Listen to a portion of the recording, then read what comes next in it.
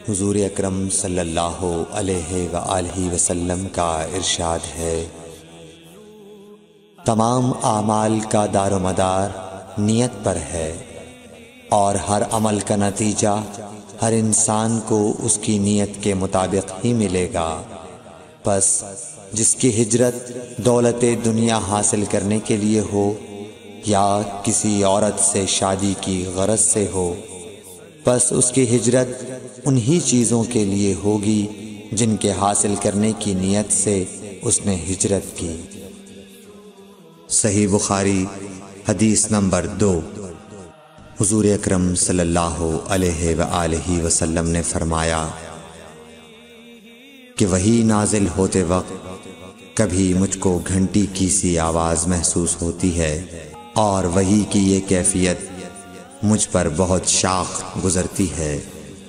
جب یہ کیفیت ختم ہوتی ہے تو میرے دل و دماغ پر اس فرشتے کے ذریعے نازل شدہ وحی محفوظ ہو جاتی ہے، اور کسی وقت ایسا ہوتا ہے کہ فرشتہ بشکل انسان میرے پاس آتا ہے اور مجھ سے کلام کرتا ہے، پس میں اس کا کہا ہوا یاد رکھ لیتا ہوں۔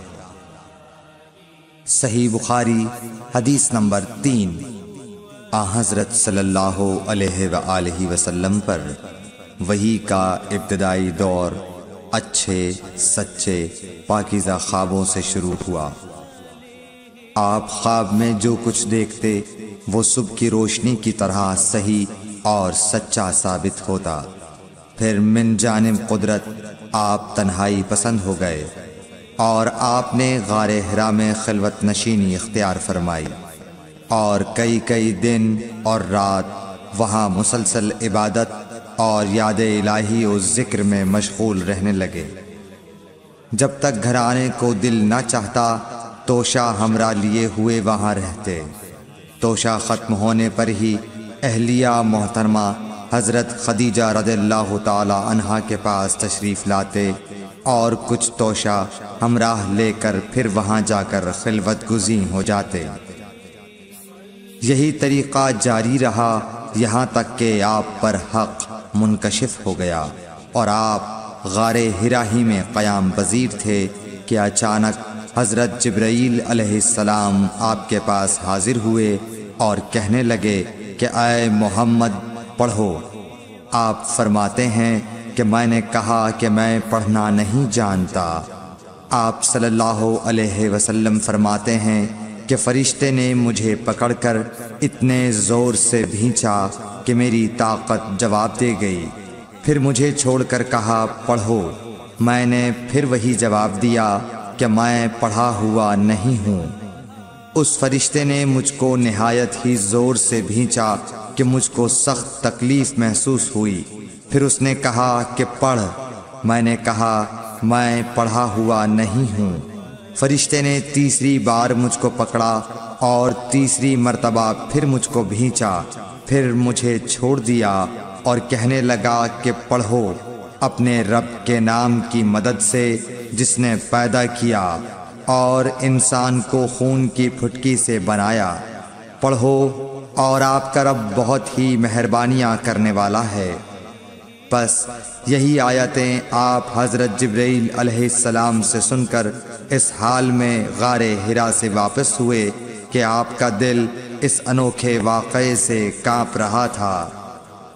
آپ حضرت خدیجہ کے ہاں تشریف لائے اور فرمایا کہ مجھے کمبل اوڑھا دو، مجھے کمبل اوڑھا دو۔ لوگوں نے آپ کو کمبل اوڑھا دیا۔ جب آپ کا ڈر جاتا رہا تو آپ نے اپنی زوجہ محترمہ حضرت خدیجہ رضی اللہ تعالی عنہا کو تفصیل کے ساتھ یہ واقعہ سنایا، اور فرمانے لگے کہ مجھ کو اب اپنی جان کا خوف ہو گیا ہے۔ آپ کی اہلیہ محترمہ حضرت خدیجہ رضی اللہ تعالی عنہا نے آپ کی ڈھارس بندھائی اور کہا کہ آپ کا خیال صحیح نہیں ہے۔ اللہ کی قسم آپ کو اللہ کبھی رسوا نہیں کرے گا۔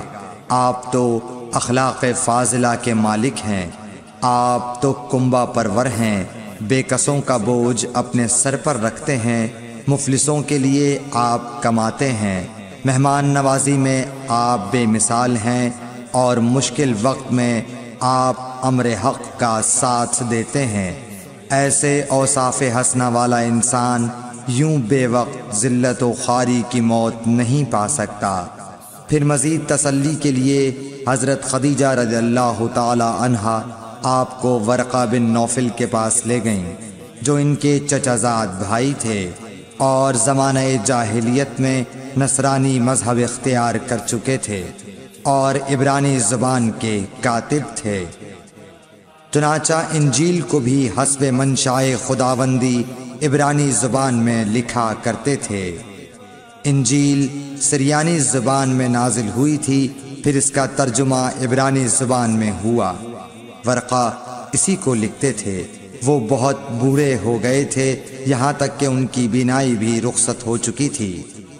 حضرت خدیجہ رضی اللہ تعالی عنہا نے ان کے سامنے آپ کے حالات بیان کیے اور کہا کہ اے چچا زاد بھائی، اپنے بھتیجے محمد صلی اللہ علیہ وسلم کی زبانی ذرا ان کی کیفیت سن لیجئے۔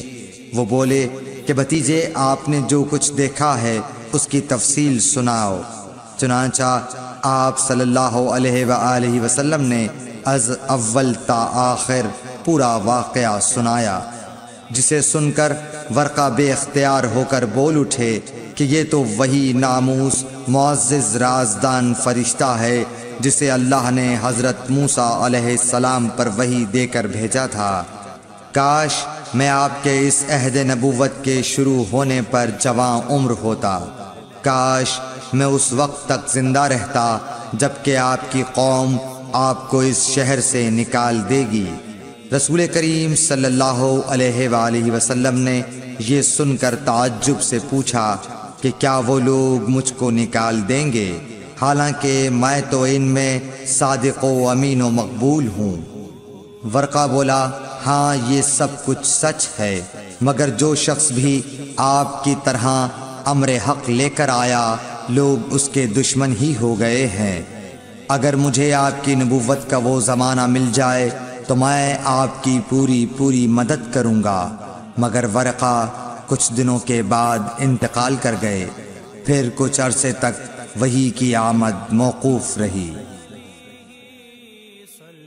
صحیح بخاری حدیث نمبر 4۔ حضور اکرم صلی اللہ علیہ وآلہ وسلم نے وحی کے رک جانے کے زمانے کے حالات بیان فرماتے ہوئے کہا کہ ایک روز میں چلا جا رہا تھا کہ اچانک میں نے آسمان کی طرف ایک آواز سنی اور میں نے اپنا سر آسمان کی طرف اٹھایا۔ کیا دیکھتا ہوں کہ وہی فرشتہ جو میرے پاس غار حرا میں آیا تھا وہ آسمان و زمین کے بیچ میں ایک کرسی پر بیٹھا ہوا ہے۔ میں اس سے ڈر گیا اور گھر آنے پر میں نے پھر کمبل اوڑھنے کی خواہش ظاہر کی۔ اس وقت اللہ پاک کی طرف سے یہ آیات نازل ہوئیں، اے لحاف اوڑھ کر لیٹنے والے، اٹھ کھڑا ہو اور لوگوں کو عذاب الہی سے ڈرا اور اپنے رب کی بڑائی بیان کر اور اپنے کپڑوں کو پاک صاف رکھ اور گندگی سے دور رہ۔ اس کے بعد وہی تیزی کے ساتھ پے در پے آنے لگی۔ صحیح بخاری حدیث نمبر 5۔ رسول اللہ صلی اللہ علیہ وآلہ وسلم نزول قرآن کے وقت بہت سختی محسوس فرمایا کرتے تھے، اور اس کی علامتوں میں سے ایک یہ تھی کہ یاد کرنے کے لیے آپ اپنے ہونٹوں کو ہلاتے تھے۔ ابن عباس رضی اللہ تعالیٰ عنہ نے کہا، میں اپنے ہونٹوں کو ہلاتا ہوں جس طرح آپ ہلاتے تھے۔ سعید کہتے ہیں، میں بھی اپنے ہونٹ ہلاتا ہوں جس طرح ابن عباس رضی اللہ تعالیٰ عنہ کو میں نے ہلاتے دیکھا۔ پھر انہوں نے اپنے ہونٹ ہلائے۔ ابن عباس رضی اللہ تعالیٰ عنہ نے کہا، پھر یہ آیت اتری کہ اے محمد، قرآن کو جلد جلد یاد کرنے کے لیے اپنی زبان نہ ہلاؤ، اس کا جمع کر دینا اور پڑھا دینا ہمارا ذمہ ہے۔ حضرت ابن عباس رضی اللہ تعالی عنہ کہتے ہیں یعنی قرآن آپ صلی اللہ علیہ وآلہ وسلم کے دل میں جما دینا اور پڑھا دینا ہمارے ذمے ہے۔ پھر جب ہم پڑھ چکے تو اس پڑھے ہوئے کی اتباع کرو۔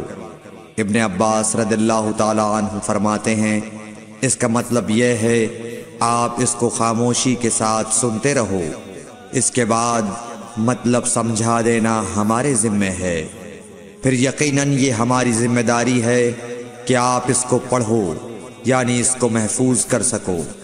چنانچہ اس کے بعد جب آپ کے پاس حضرت جبرائیل علیہ السلام وحی لے کر آتے تو آپ توجہ سے سنتے، جب وہ چلے جاتے تو رسول اللہ صلی اللہ علیہ وسلم اس وحی کو اس طرح پڑھتے جس طرح حضرت جبرائیل علیہ السلام نے اسے پڑھا تھا۔ صحیح بخاری حدیث نمبر 6۔ رسول اللہ صلی اللہ علیہ وآلہ وسلم سب لوگوں سے زیادہ جواد سخی تھے، اور رمضان میں دوسرے اوقات کے مقابلے میں جب جبرائیل علیہ السلام آپ صلی اللہ علیہ وآلہ وسلم سے ملتے بہت ہی زیادہ جود و کرم فرماتے۔ جبرائیل علیہ السلام رمضان کی ہر رات میں آپ صلی اللہ علیہ وآلہ وسلم سے ملاقات کرتے اور آپ کے ساتھ قرآن کا دورہ کرتے۔ غرض حضرت صلی اللہ علیہ وآلہ وسلم لوگوں کو بھلائی پہنچانے میں بارش لانے والی ہوا سے بھی زیادہ جود و کرم فرمایا کرتے تھے۔ صحیح بخاری حدیث نمبر 7۔ ہرقل شاہ روم نے قریش کے قافلے میں ایک آدمی بلانے کو بھیجا، اور اس وقت یہ لوگ تجارت کے لیے ملک شام گئے ہوئے تھے، اور یہ وہ زمانہ تھا جب رسول اللہ صلی اللہ علیہ وسلم نے قریش اور ابو سفیان سے ایک وقتی عہد کیا ہوا تھا۔ جب ابو سفیان اور دوسرے لوگ ہرقل کے پاس ایلیا پہنچے جہاں ہرقل نے دربار طلب کیا تھا، اس کے گرد روم کے بڑے بڑے لوگ، علماء، وزراء و امراء بیٹھے ہوئے تھے۔ ہرقل نے ان کو اور اپنے ترجمان کو بلوایا، پھر ان سے پوچھا کہ تم میں سے کون شخص مدعی رسالت کا زیادہ قریبی عزیز ہے؟ ابو سفیان کہتے ہیں کہ میں بول اٹھا کہ میں اس کا سب سے زیادہ قریبی رشتہ دار ہوں۔ یہ سن کر ہرقل نے حکم دیا کہ اس ابو سفیان کو میرے قریب لا کر بٹھاؤ اور اس کے ساتھیوں کو اس کی پیٹھ کے پیچھے بٹھا دو۔ پھر اپنے ترجمان سے کہا کہ ان لوگوں سے کہہ دو کہ میں ابو سفیان سے اس شخص یعنی محمد صلی اللہ علیہ وسلم کے حالات پوچھتا ہوں، اگر یہ مجھ سے کسی بات میں جھوٹ بول دے تو تم اس کا جھوٹ ظاہر کر دینا۔ ابو سفیان کا قول ہے کہ خدا کی قسم اگر مجھے یہ غیرت نہ آتی کہ یہ لوگ مجھ کو جھٹلائیں گے تو میں آپ صلی اللہ علیہ وسلم کی نسبت ضرور غلط گوئی سے کام لیتا۔ خیر، پہلی بات جو ہرقل نے مجھ سے پوچھی وہ یہ کہ اس شخص کا خاندان تم لوگوں میں کیسا ہے؟ میں نے کہا وہ تو بڑے اونچے عالی نسب والے ہیں۔ کہنے لگا اس سے پہلے بھی کسی نے تم لوگوں میں ایسی بات کہی تھی؟ میں نے کہا نہیں۔ کہنے لگا اچھا اس کے بڑوں میں کوئی بادشاہ ہوا ہے؟ میں نے کہا نہیں۔ پھر اس نے کہا بڑے لوگوں نے اس کی پیروی اختیار کی ہے یا کمزوروں نے؟ میں نے کہا نہیں، کمزوروں نے۔ پھر کہنے لگا اس کے تابعدار روز بڑھتے جاتے ہیں یا کوئی ساتھی پھر بھی جاتا ہے؟ میں نے کہا نہیں۔ کہنے لگا کیا اپنے اس دعوی نبوت سے پہلے کبھی کسی بھی موقع پر اس نے جھوٹ بولا ہے؟ میں نے کہا نہیں، اور اب ہماری اس سے صلح کی ایک مقررہ مدت ٹھہری ہوئی ہے، معلوم نہیں وہ اس میں کیا کرنے والا ہے۔ ابو سفیان کہتے ہیں میں اس بات کے سوا اور کوئی جھوٹ اس گفتگو میں شامل نہ کر سکا۔ ہرقل نے کہا کیا تمہاری اس سے کبھی لڑائی بھی ہوئی ہے؟ ہم نے کہا کہ ہاں۔ بولا پھر تمہاری اور اس کی جنگ کا کیا حال ہوتا ہے؟ میں نے کہا لڑائی ڈول کی طرح ہے، کبھی وہ ہم سے میدان جنگ جیت لیتے ہیں اور کبھی ہم ان سے جیت لیتے ہیں۔ ہرقل نے پوچھا، وہ تمہیں کس بات کا حکم دیتا ہے؟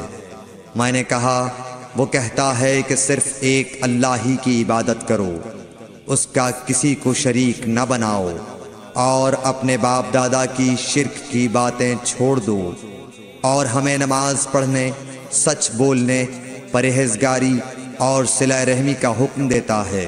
یہ سب سن کر پھر ہرقل نے اپنے ترجمان سے کہا کہ ابو سفیان سے کہہ دے کہ میں نے تم سے اس کا نسب پوچھا تو تم نے کہا کہ وہ ہم سے عالی نسب ہے، اور پیغمبر اپنی قوم میں عالی نسب ہی بھیجے جایا کرتے ہیں۔ میں نے تم سے پوچھا کہ دعویٰ نبوت کی یہ بات تمہارے اندر اس سے پہلے کسی اور نے بھی کہی تھی، تو تم نے جواب دیا کہ نہیں۔ تب میں نے اپنے دل میں کہا کہ اگر یہ بات اس سے پہلے کسی اور نے کہی ہوتی تو میں سمجھتا کہ اس شخص نے بھی اسی بات کی تقلید کی ہے جو پہلے کہی جا چکی ہے۔ میں نے تم سے پوچھا کہ اس کے بڑوں میں کوئی بادشاہ بھی گزرا ہے، تو تم نے کہا کہ نہیں۔ تو میں نے دل میں کہا کہ ان کے بزرگوں میں سے کوئی بادشاہ ہوا ہوگا تو کہہ دوں گا کہ وہ شخص اس بہانے اپنے آباء و اجداد کی بادشاہت اور ان کا ملک دوبارہ حاصل کرنا چاہتا ہے۔ اور میں نے تم سے پوچھا کہ اس بات کے کہنے یعنی پیغمبری کا دعویٰ کرنے سے پہلے تم نے کبھی اس کو دروغ گوئی کا الزام لگایا ہے؟ تم نے کہا کہ نہیں۔ تو میں نے سمجھ لیا کہ جو شخص آدمیوں کے ساتھ دروغ گوئی سے بچے وہ اللہ کے بارے میں کیسے جھوٹی بات کہہ سکتا ہے۔ اور میں نے تم سے پوچھا کہ بڑے لوگ اس کے پیرو ہوتے ہیں یا کمزور آدمی؟ تم نے کہا کمزوروں نے اس کی اتباع کی ہے۔ تو دراصل یہی لوگ پیغمبروں کے متبعین ہوتے ہیں۔ اور میں نے تم سے پوچھا کہ اس کے ساتھی بڑھ رہے ہیں یا کم ہو رہے ہیں؟ تم نے کہا کہ وہ بڑھ رہے ہیں، اور ایمان کی کیفیت یہی ہوتی ہے حتیٰ کہ وہ کامل ہو جاتا ہے۔ اور میں نے تم سے پوچھا کہ آیا کوئی شخص اس کے دین سے ناخوش ہو کر مرتد بھی ہو جاتا ہے؟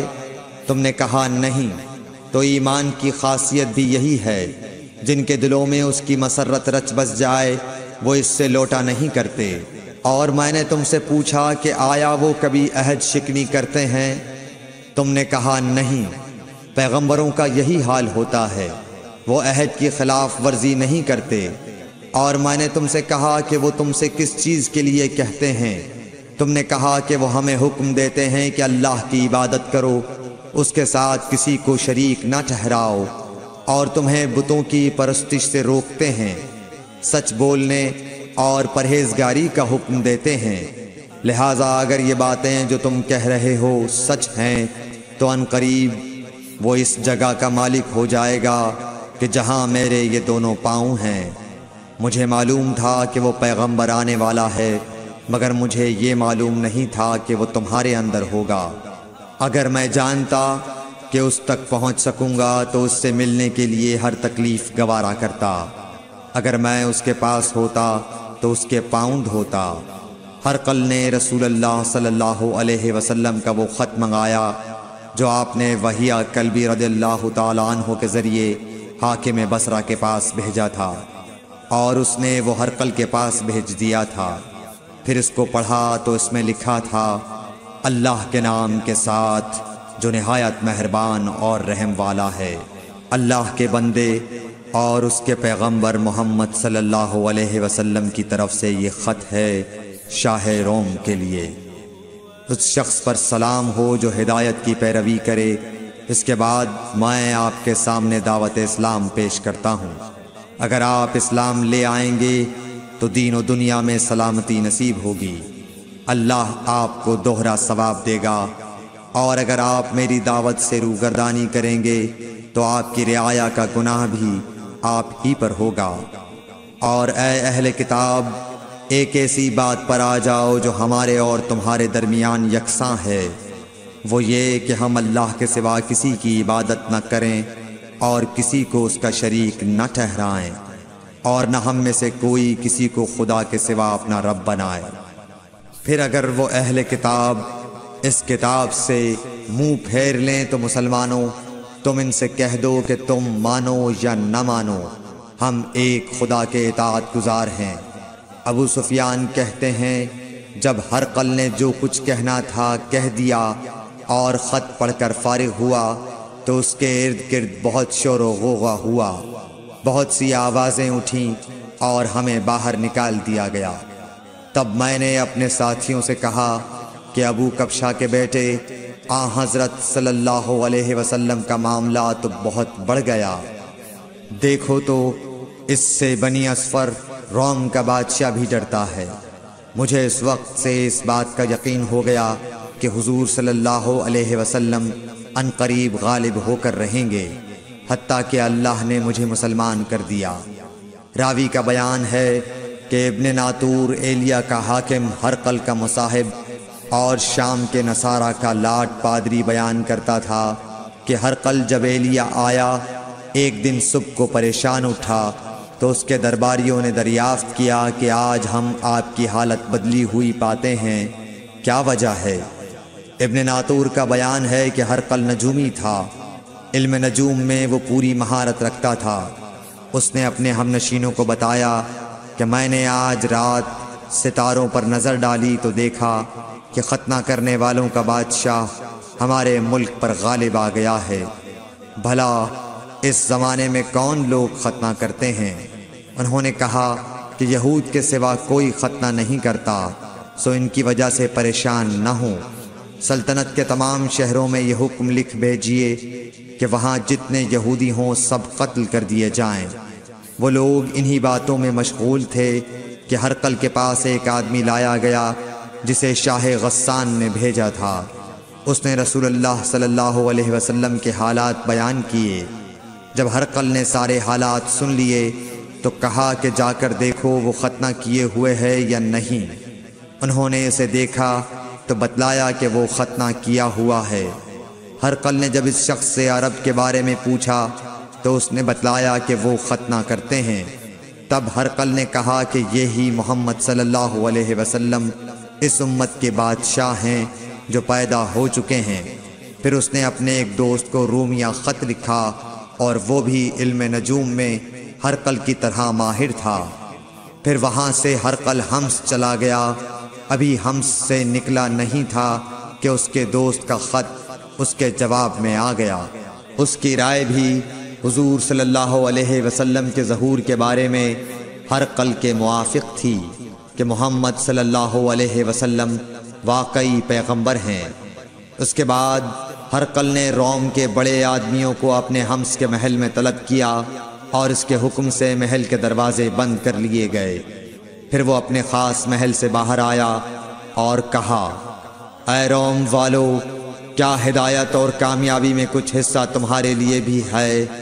اگر تم اپنی سلطنت کی بقا چاہتے ہو تو پھر اس نبی صلی اللہ علیہ وسلم کی بیعت کر لو اور مسلمان ہو جاؤ۔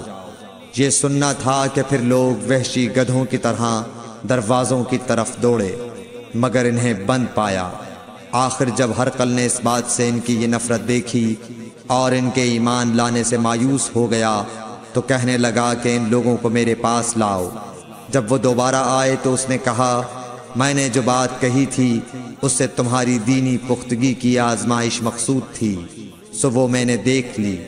تب یہ بات سن کر وہ سب کے سب اس کے سامنے سجدے میں گر پڑے اور اس سے خوش ہو گئے۔ بالآخر ہرقل کی آخری حالت یہی رہی۔ صحیح بخاری حدیث نمبر 8۔ رسول اللہ صلی اللہ علیہ وسلم نے فرمایا، اسلام کی بنیاد 5 چیزوں پر قائم کی گئی ہے۔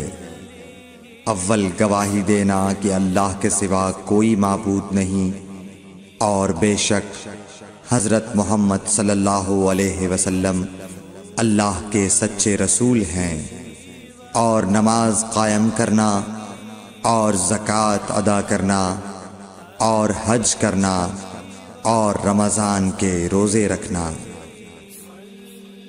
صحیح بخاری حدیث نمبر 9۔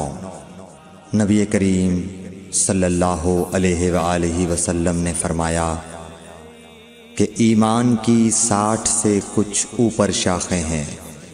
اور حیا شرم بھی ایمان کی ایک شاخ ہے۔ صحیح بخاری حدیث نمبر 10۔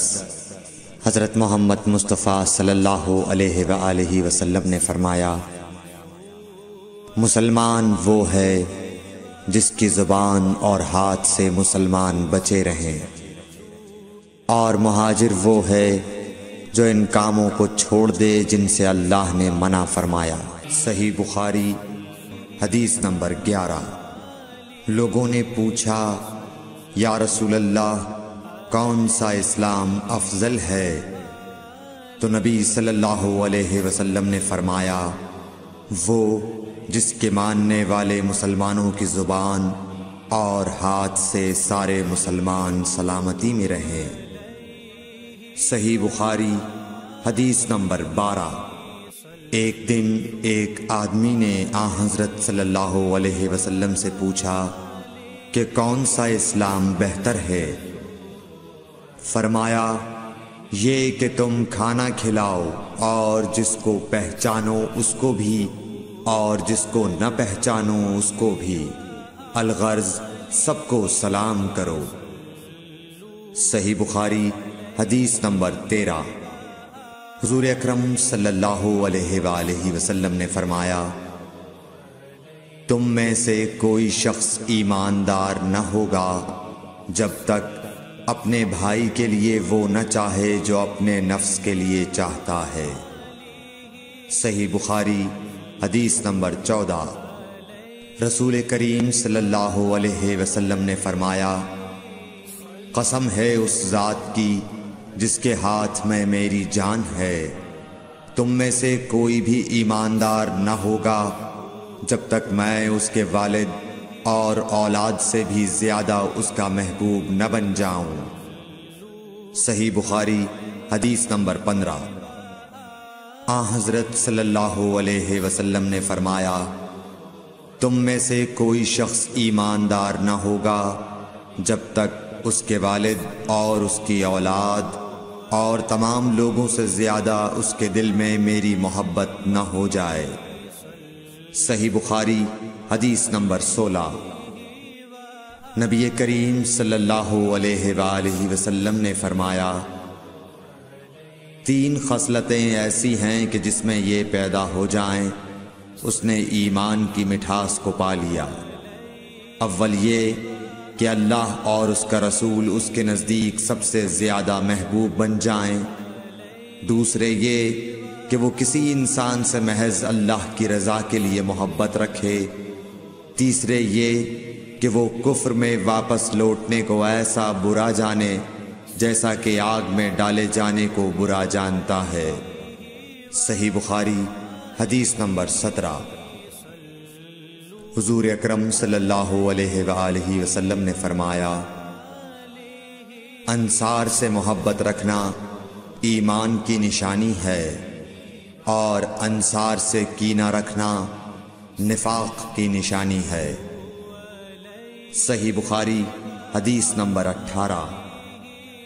رسول اللہ صلی اللہ علیہ وسلم نے اس وقت جب آپ کے گرد صحابہ کی ایک جماعت بیٹھی ہوئی تھی فرمایا کہ مجھ سے بیعت کرو اس بات پر کہ اللہ کے ساتھ کسی کو شریک نہ کرو گے، چوری نہ کرو گے، زنا نہ کرو گے، اپنی اولاد کو قتل نہ کرو گے، اور ناعمدن کسی پر کوئی ناحق بہتان باندھو گے، اور کسی بھی اچھی بات میں اللہ کی نافرمانی نہ کرو گے۔ جو کوئی تم میں اس عہد کو پورا کرے گا تو اس کا ثواب اللہ کے ذمے ہے، اور جو کوئی ان بری باتوں میں سے کسی کا ارتکاب کرے اور اسے دنیا میں اسلامی قانون کے تحت سزا دے دی گئی تو یہ سزا اس کے گناہوں کے لیے بدلہ ہو جائے گی، اور جو کوئی ان میں سے کسی بات میں مبتلا ہو گیا اور اللہ نے اس کے گناہ کو چھپا لیا تو پھر اس کا معاملہ اللہ کے حوالے ہے، اگر چاہے معاف کرے اور اگر چاہے سزا دے دے۔ عبادہ کہتے ہیں کہ پھر ہم سب نے ان سب باتوں پر آپ صلی اللہ علیہ وسلم سے بیعت کر لی۔ صحیح بخاری حدیث نمبر 19۔ رسول اللہ صلی اللہ علیہ وسلم نے فرمایا، وہ وقت قریب ہے جب مسلمان کا سب سے عمدہ مال اس کی بکریاں ہوں گی، جن کے پیچھے وہ پہاڑوں کی چوٹیوں اور برساتی وادیوں میں اپنے دین کو بچانے کے لیے بھاگ جائے گا۔ صحیح بخاری حدیث نمبر 20۔ رسول اللہ صلی اللہ علیہ وسلم کسی کام کا حکم دیتے تو ایسا ہی کام ہوتا جس کے کرنے کی لوگوں میں طاقت ہوتی۔ اس پر صحابہ کرام نے عرض کیا کہ یا رسول اللہ، ہم لوگ تو آپ جیسے نہیں ہیں، آپ تو معصوم ہیں اور آپ کی اللہ پاک نے اگلی پچھلی سب لغزشیں معاف فرما دی ہیں، اس لیے ہمیں اپنے سے کچھ زیادہ عبادت کرنے کا حکم فرمائیے۔ یہ سن کر آپ ناراض ہوئے، حتیٰ کہ خفگی آپ کے چہرہ مبارک سے ظاہر ہونے لگی۔ پھر فرمایا کہ بے شک میں تم سب سے زیادہ اللہ سے ڈرتا ہوں اور تم سب سے زیادہ اسے جانتا ہوں، پس تم مجھ سے بڑھ کر عبادت نہیں کر سکتے۔ صحیح بخاری حدیث نمبر 21۔ حضور اکرم صلی اللہ علیہ وآلہ وسلم نے ارشاد فرمایا، جس شخص میں یہ 3 باتیں ہوں گی وہ ایمان کا مزہ پالے گا۔ ایک یہ کہ وہ شخص جسے اللہ اور اس کا رسول ان کے ماں سوا سے زیادہ عزیز ہوں، اور دوسرے یہ کہ جو کسی بندے سے محض اللہ ہی کے لیے محبت کرے، اور تیسری بات یہ کہ جسے اللہ نے کفر سے نجات دی ہو، پھر دوبارہ کفر اختیار کرنے کو وہ ایسا برا سمجھے جیسا آگ میں گر جانے کو برا جانتا ہے۔ صحیح بخاری حدیث نمبر 22۔ حضرت محمد مصطفیٰ صلی اللہ علیہ وآلہ وسلم نے فرمایا، جب جنتی جنت میں اور دوزخی دوزخ میں داخل ہو جائیں گے، اللہ پاک فرمائے گا، جس کے دل میں رائی کے دانے کے برابر بھی ایمان ہو، اس کو بھی دوزخ سے نکال لو۔ تب ایسے لوگ دوزخ سے نکال لیے جائیں گے اور وہ جل کر کوئلے کی طرح سیاہ ہو چکے ہوں گے، پھر زندگی کی نہر میں یا بارش کے پانی میں ڈالے جائیں گے۔ اس وقت وہ دانے کی طرح اگائیں گے جس طرح ندی کے کنارے دانے اگاتے ہیں۔ کیا تم نے نہیں دیکھا کہ دانہ زردی مائل پیچ در پیچ نکلتا ہے؟ صحیح بخاری حدیث نمبر 23۔ حضور اکرم صلی اللہ علیہ وآلہ وسلم نے فرمایا، میں ایک وقت سو رہا تھا، میں نے خواب میں دیکھا کہ لوگ میرے سامنے پیش کیے جا رہے ہیں اور وہ کرتے پہنے ہوئے ہیں، کسی کا کرتا سینے تک ہے اور کسی کا اس سے نیچا ہے۔ پھر میرے سامنے عمر بن خطاب لائے گئے، ان کے بدن پر جو کرتا تھا اسے وہ گھسیٹ رہے تھے، یعنی ان کا کرتا زمین تک نیچا تھا۔ صحابہ رضی اللہ تعالی عنہ نے پوچھا کہ یا رسول اللہ، اس کی کیا تعبیر ہے؟ آپ نے فرمایا کہ اس سے دین مراد ہے۔ صحیح بخاری حدیث نمبر 24۔ ایک مرتبہ رسول کریم صلی اللہ علیہ وسلم ایک انصاری شخص کے پاس سے گزرے، اس حال میں کہ وہ اپنے ایک بھائی سے کہہ رہے تھے کہ تم اتنی شرم کیوں کرتے ہو؟ آپ نے اس انصاری سے فرمایا کہ اس کو اس کے حال پر رہنے دو، کیونکہ حیا بھی ایمان ہی کا ایک حصہ ہے۔ صحیح بخاری حدیث نمبر 25۔ رسول اللہ صلی اللہ علیہ وسلم نے فرمایا، مجھے اللہ کی طرف سے حکم دیا گیا ہے کہ لوگوں سے جنگ کروں اس وقت تک کہ وہ اس بات کا اقرار کر لیں کہ اللہ کے سوا کوئی معبود نہیں ہے، اور یہ کہ محمد صلی اللہ علیہ وسلم اللہ کے سچے رسول ہیں، اور نماز ادا کرنے لگیں اور زکوٰۃ دیں۔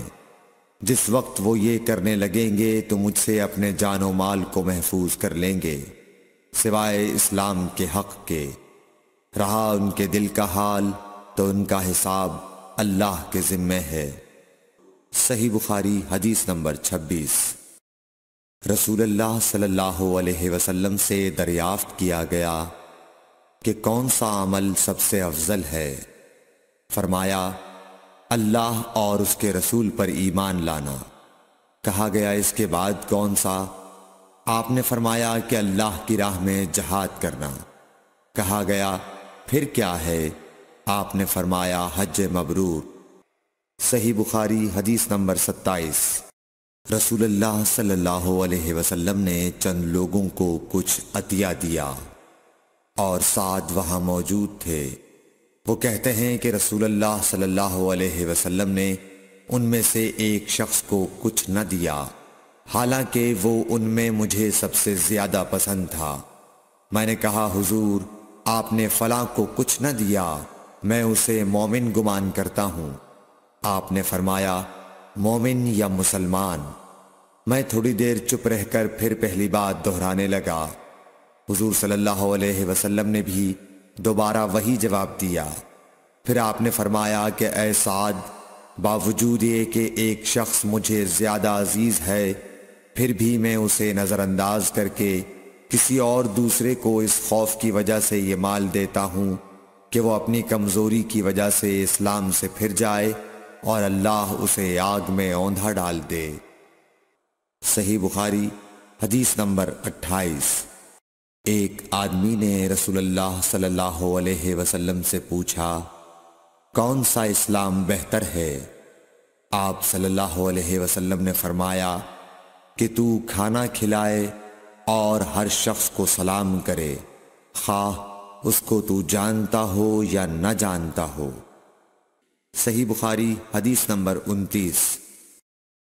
حضرت صلی اللہ علیہ وسلم نے فرمایا مجھے دوزخ دکھلائی گئی تو اس میں زیادہ تر عورتیں تھیں جو کفر کرتی ہیں۔ کہا گیا حضور کیا وہ اللہ کے ساتھ کفر کرتی ہیں؟ آپ صلی اللہ علیہ وسلم نے فرمایا کہ خاوند کی ناشکری کرتی ہیں اور احسان کی ناشکری کرتی ہیں۔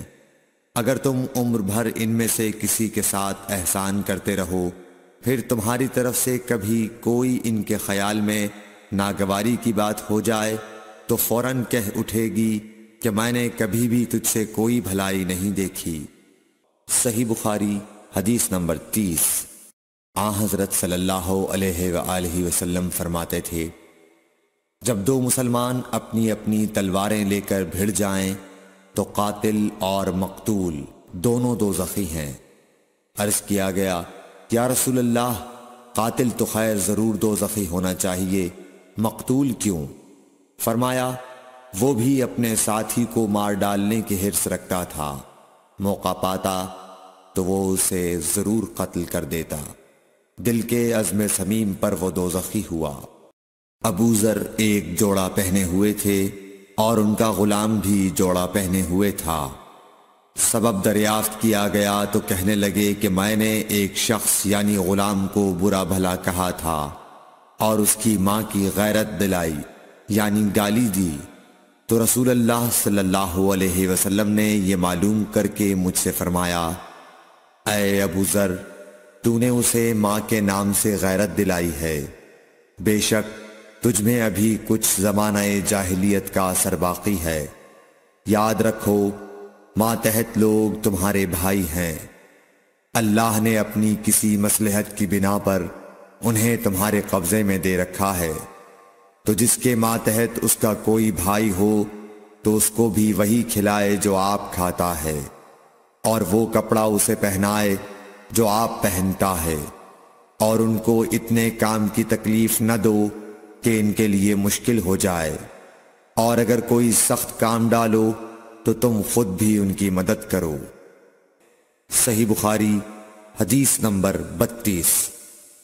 جب سورہ انعام کی یہ آیت اتری جو لوگ ایمان لائے اور انہوں نے اپنے ایمان میں گناہوں کی آمیزش نہیں کی، تو آپ صلی اللہ علیہ وسلم کے اصحاب نے کہا یا رسول اللہ یہ تو بہت ہی مشکل ہے، ہم میں کون ایسا ہے جس نے گناہ نہیں کیا؟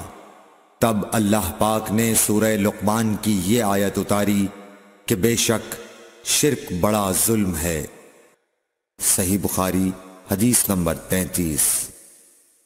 رسول اللہ صلی اللہ علیہ وآلہ وسلم نے فرمایا، منافق کی علامتیں 3 ہیں: جب بات کرے جھوٹ بولے، جب وعدہ کرے اس کے خلاف کرے، اور جب اس کو امین بنایا جائے تو خیانت کرے۔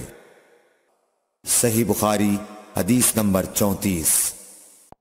رسول اللہ صلی اللہ علیہ وسلم نے فرمایا کہ 4 عادتیں جس کسی میں ہوں تو وہ خالص منافق ہے، اور جس کسی میں ان 4 میں سے ایک عادت ہو تو وہ بھی نفاق ہی ہے جب تک اسے نہ چھوڑ دے۔ وہ یہ ہیں: جب اسے امین بنایا جائے تو امانت میں خیانت کرے، اور بات کرتے وقت جھوٹ بولے، اور جب کسی سے عہد کرے تو اسے پورا نہ کرے، اور جب کسی سے لڑے تو گالیوں پر اتر آئے۔ صحیح بخاری حدیث نمبر 35۔ رسول اللہ صلی اللہ علیہ وسلم نے فرمایا، جو شخص شب قدر ایمان کے ساتھ محض ثواب آخرت کے لیے ذکر و عبادت میں گزارے، اس کے گزشتہ گناہ بخش دیے جاتے ہیں۔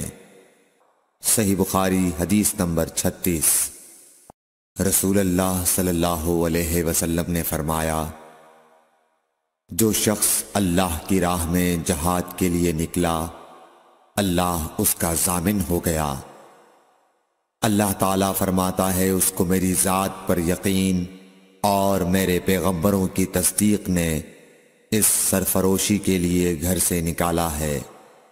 میں اس بات کا ضامن ہوں کہ یا تو اس کو واپس کر دوں ثواب اور مال غنیمت کے ساتھ، یا شہید ہونے کے بعد جنت میں داخل کر دوں۔ رسول اللہ صلی اللہ علیہ وسلم نے فرمایا، اور اگر میں اپنی امت پر اس کام کو دشوار نہ سمجھتا تو لشکر کا ساتھ نہ چھوڑتا، اور میری خواہش ہے کہ اللہ کی راہ میں مارا جاؤں، پھر زندہ کیا جاؤں، پھر مارا جاؤں، پھر زندہ کیا جاؤں، پھر مارا جاؤں۔ صحیح بخاری حدیث نمبر 37۔ حضرت صلی اللہ علیہ وسلم نے فرمایا، جو کوئی رمضان میں راتوں کو ایمان رکھ کر اور ثواب کے لیے عبادت کرے، اس کے اگلے گناہ بخش دیے جاتے ہیں۔ صحیح بخاری حدیث نمبر 38۔ حضرت صلی اللہ علیہ وسلم نے فرمایا، جس نے رمضان کے روزے ایمان اور خالص نیت کے ساتھ رکھے، اس کے پچھلے گناہ بخش دیے گئے۔ صحیح بخاری حدیث نمبر 39۔ حضرت صلی اللہ علیہ وسلم نے فرمایا، بے شک دین آسان ہے، اور جو شخص دین میں سختی اختیار کرے گا تو دین اس پر غالب آ جائے گا اور اس کی سختی نہ چل سکے گی۔ بس اس لیے اپنے عمل میں پختگی اختیار کرو، اور جہاں تک ممکن ہو میانہ روی برتو، اور خوش ہو جاؤ کہ اس طرز عمل سے تم کو دارین کے فوائد حاصل ہوں گے، اور صبح اور دوپہر اور شام اور کسی قدر رات میں عبادت سے مدد حاصل کرو۔ نماز 5 وقتہ بھی مراد ہو سکتی ہے کہ پابندی سے ادا کرو۔ صحیح بخاری حدیث نمبر 40۔ رسول اللہ صلی اللہ علیہ وسلم جب مدینہ تشریف لائے تو پہلے اپنی نانہال اترے جو انصار تھے، اور وہاں آپ نے 16 یا 17 ماہ بیت المقدس کی طرف منہ کر کے نماز پڑھی، اور آپ کی خواہش تھی کہ آپ کا قبلہ بیت اللہ کی طرف ہو۔ جب بیت اللہ کی طرف نماز پڑھنے کا حکم ہو گیا تو سب سے پہلی نماز جو آپ نے بیت اللہ کی طرف پڑھی عصر کی نماز تھی۔ وہاں آپ صلی اللہ علیہ وسلم کے ساتھ لوگوں نے بھی نماز پڑھی۔ پھر آپ کے ساتھ نماز پڑھنے والوں سے ایک آدمی نکلا اور اس کا مسجد بنی حارثہ کی طرف گزر ہوا تو وہ لوگ رکوع میں تھے۔ وہ بولا کہ میں اللہ کی گواہی دیتا ہوں کہ میں نے رسول اللہ صلی اللہ علیہ وسلم کے ساتھ مکے کی طرف منہ کر کے نماز پڑھی ہے۔ یہ سن کر وہ لوگ اسی حال میں بیت اللہ کی طرف گھوم گئے، اور جب رسول اللہ صلی اللہ علیہ وسلم بیت المقدس کی طرف منہ کر کے نماز پڑھا کرتے تھے، یہودی اور عیسائی خوش ہوتے تھے، مگر جب آپ نے بیت اللہ کی طرف منہ پھیر لیا تو انہیں یہ امر ناگوار ہوا۔ زہیر ایک راوی کہتے ہیں کہ ہم سے ابو اسحاق نے برا سے یہ حدیث بھی نقل کی ہے کہ قبلہ کی تبدیلی سے پہلے کچھ مسلمان انتقال کر چکے تھے، تو ہمیں یہ معلوم نہ ہو سکا کہ ان کی نمازوں کے بارے میں کیا کہیں۔ تب اللہ نے یہ آیت نازل کی، وَمَا كَانَ اللَّهُ لِيُضِيعَ إِيمَانَكُمْ، سورہ بقرہ آیت number 143۔ Thanks for watching. Don't forget to like, comment, share and subscribe to. حضور اکرم صلی اللہ علیہ وآلہ وسلم نے ارشاد فرمایا کہ جب ایک بندہ مسلمان ہو جائے اور اس کا اسلام عمدہ ہو، یقین و خلوص کے ساتھ ہو، تو اللہ اس کے گناہ کو جو اس نے اس اسلام لانے سے پہلے کیا معاف فرما دیتا ہے، اور اب اس کے بعد کے لیے بدلہ شروع ہو جاتا ہے، یعنی ایک نیکی کے عوض 10 گناہ سے لے کر 700 گناہ تک ثواب، اور ایک برائی کا اسی برائی کے مطابق بدلہ دیا جاتا ہے، مگر یہ کہ اللہ تعالیٰ اس برائی سے بھی درگزر کرے اور اسے بھی معاف فرما دے، یہ بھی اس کے لیے آسان ہے۔ صحیح بخاری حدیث نمبر 42۔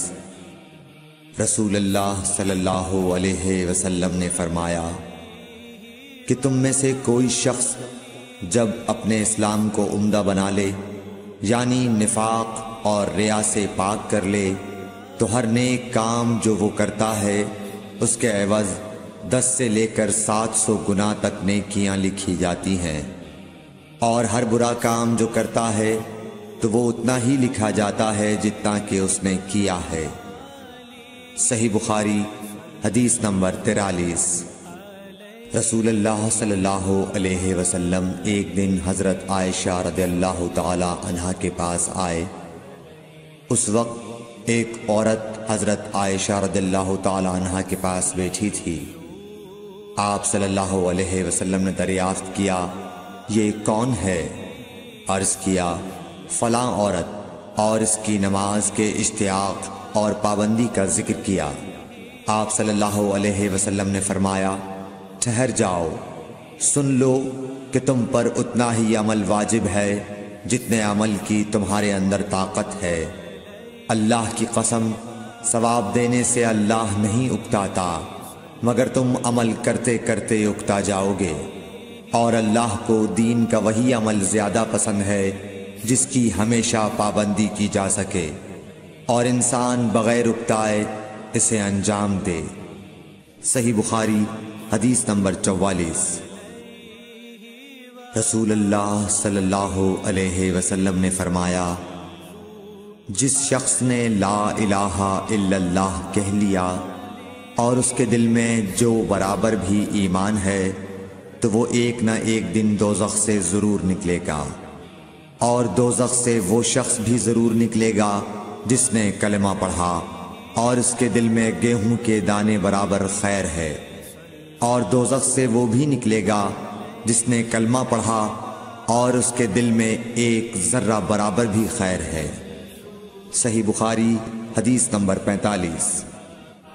ایک یہودی نے حضرت عمر بن خطاب رضی اللہ تعالیٰ عنہ سے کہا کہ اے امیر المومنین، تمہاری کتاب قرآن میں ایک آیت ہے جسے تم پڑھتے ہو، اگر وہ ہم یہودیوں پر نازل ہوتی تو ہم اس کے نزول کے دن کو یوم عید بنا لیتے۔ آپ نے پوچھا، وہ کون سی آیت ہے؟ اس نے جواب دیا، سورہ مائدہ کی یہ آیت کہ آج میں نے تمہارے دین کو مکمل کر دیا اور اپنی نعمت تم پر تمام کر دی اور تمہارے لیے دین اسلام پسند کیا۔ حضرت عمر رضی اللہ تعالی عنہ نے فرمایا کہ ہم اس دن اور اس مقام کو خوب جانتے ہیں۔ جب یہ آیت رسول اللہ صلی اللہ علیہ وسلم پر نازل ہوئی اس وقت آپ صلی اللہ علیہ وسلم عرفات میں جمعے کے دن کھڑے ہوئے تھے۔ صحیح بخاری حدیث نمبر 46۔ طلحہ بن عبید اللہ کہتے تھے کہ نجد والوں میں سے ایک شخص حضرت صلی اللہ علیہ وسلم کے پاس آیا، سر پریشان یعنی بال بکھرے ہوئے تھے۔ ہم اس کی آواز کی بن بناہٹ سنتے تھے اور ہم سمجھ نہیں پا رہے تھے کہ وہ کیا کہہ رہا ہے، یہاں تک کہ وہ نزدیک آن پہنچا جب معلوم ہوا کہ وہ اسلام کے بارے میں پوچھ رہا ہے۔ حضرت صلی اللہ علیہ وسلم نے فرمایا کہ اسلام دن رات میں 5 نمازیں پڑھنا ہے۔ اس نے کہا بس اس کے سوا تو اور کوئی نماز مجھ پر نہیں۔ آپ نے فرمایا نہیں مگر تو نفل پڑھے تو اور بات ہے۔ حضرت صلی اللہ علیہ وسلم نے فرمایا اور رمضان کے روزے رکھنا۔ اس نے کہا اور تو کوئی روزہ مجھ پر نہیں ہے۔ آپ نے فرمایا نہیں مگر تو نفل روزے رکھے تو اور بات ہے۔ طلحہ نے کہا اور حضرت صلی اللہ علیہ وسلم نے اس زکوٰۃ کا بیان کیا۔ وہ کہنے لگا کہ بس اور کوئی صدقہ مجھ پر نہیں ہے۔ آپ نے فرمایا نہیں مگر یہ کہ تو نفل صدقہ دے تو اور بات ہے۔ پھر وہ شخص پیٹھ موڑ کر چلا گیا، یوں کہتا جاتا تھا قسم خدا کی میں نہ اس سے بڑھاؤں گا نہ گھٹاؤں گا۔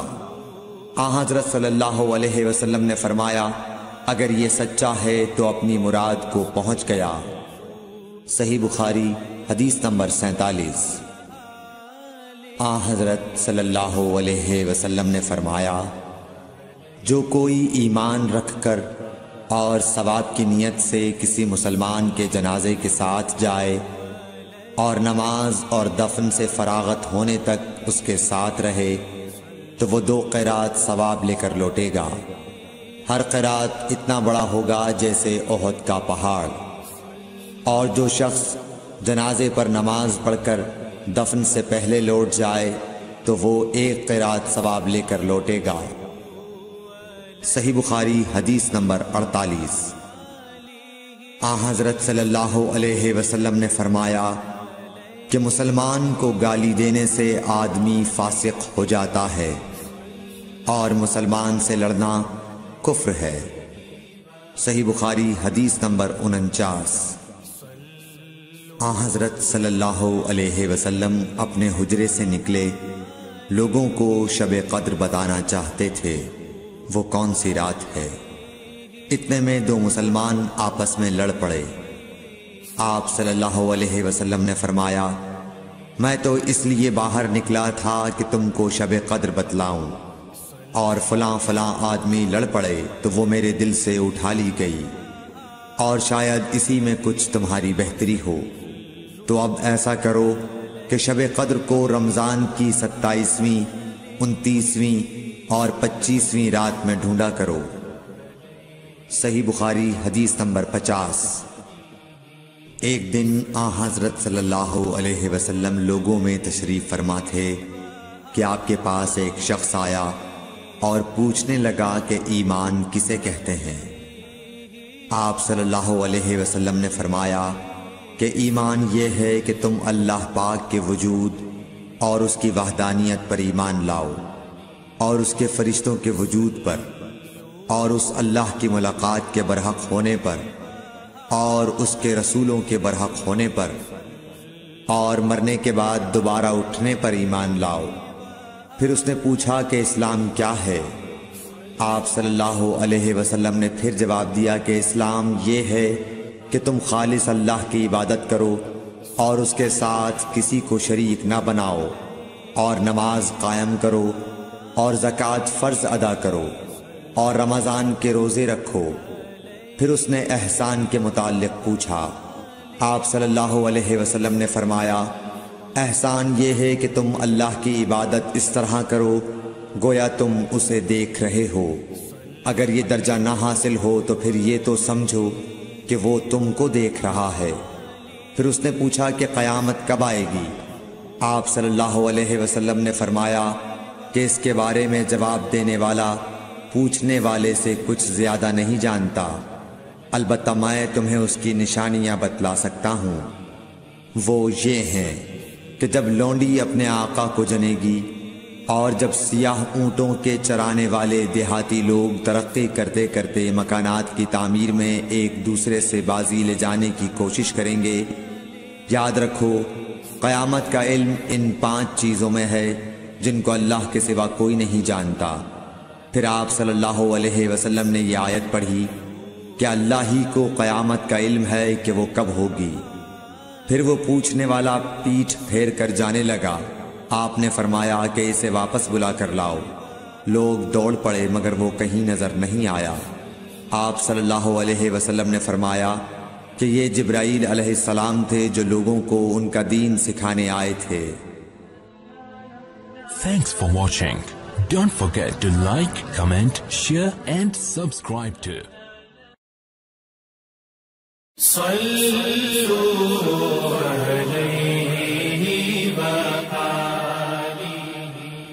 صحیح بخاری حدیث نمبر 51۔ ہرقل شاہ روم نے ابو سفیان سے کہا، میں نے تم سے پوچھا تھا کہ اس رسول کے ماننے والے بڑھ رہے ہیں یا گھٹ رہے ہیں؟ تو نے جواب میں بتلایا کہ وہ بڑھ رہے ہیں۔ ٹھیک ہے، ایمان کا یہی حال رہتا ہے یہاں تک کہ وہ پورا ہو جائے۔ اور میں نے تجھ سے پوچھا تھا کہ کوئی اس کے دین میں آ کر پھر اس کو برا جان کر پھر جاتا ہے؟ تو نے کہا نہیں۔ اور ایمان کا یہی حال ہے، جب اس کی خوشی دل میں سما جاتی ہے تو پھر اس کو کوئی برا نہیں سمجھ سکتا۔ صحیح بخاری حدیث نمبر 52۔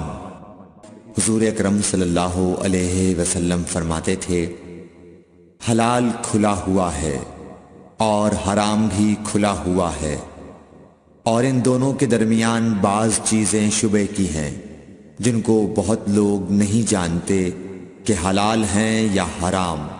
پھر جو کوئی شبے کی چیزوں سے بھی بچ گیا اس نے اپنے دین اور عزت کو بچا لیا، اور جو کوئی ان شبے کی چیزوں میں پڑ گیا اس کی مثال اس چرواہے کی ہے جو شاہی محفوظ چراگاہ کے آس پاس اپنے جانوروں کو چرائے۔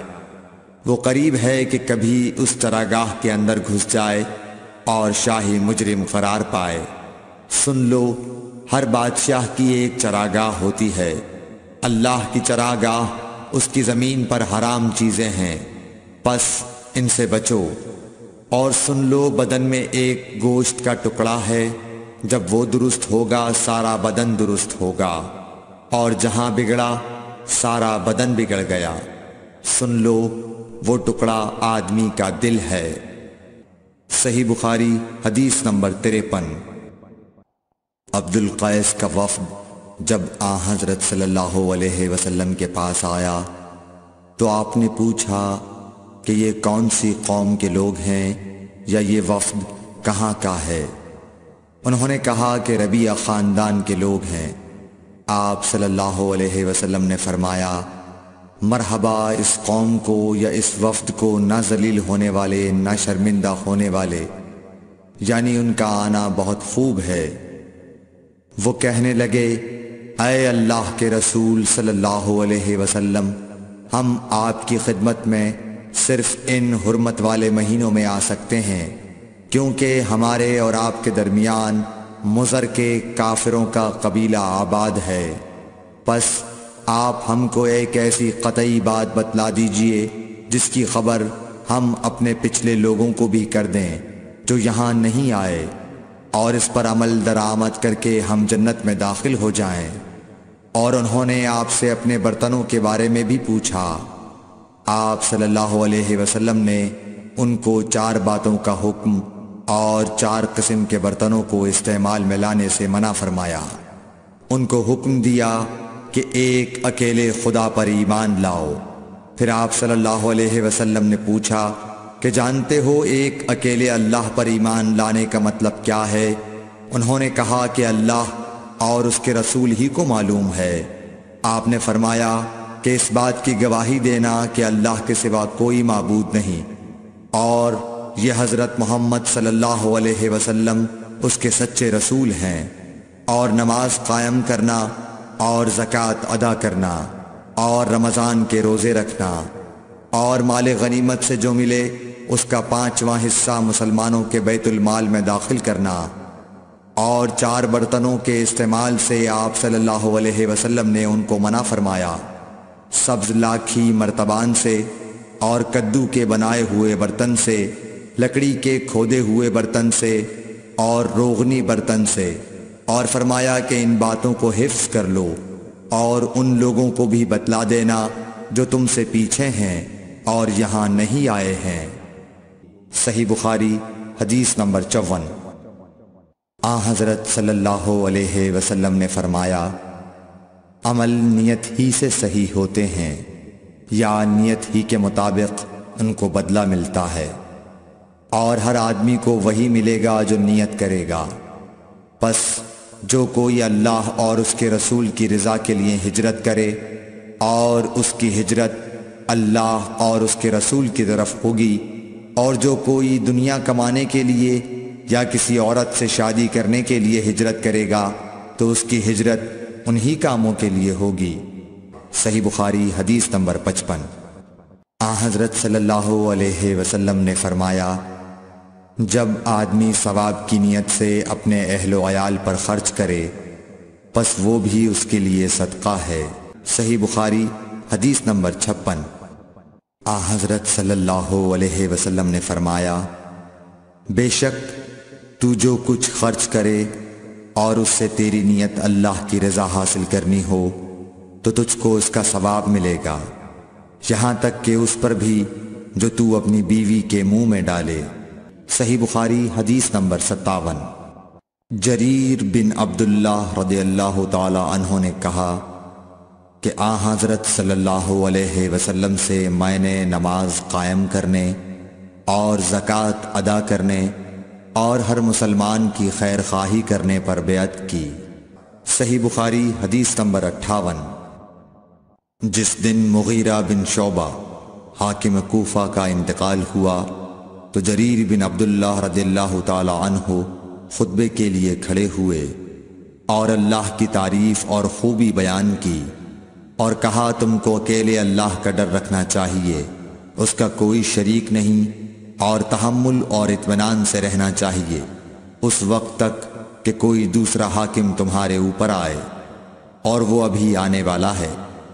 پھر فرمایا کہ اپنے مرنے والے حاکم کے لیے دعائے مغفرت کرو، کیونکہ وہ مغیرہ بھی معافی کو پسند کرتا تھا۔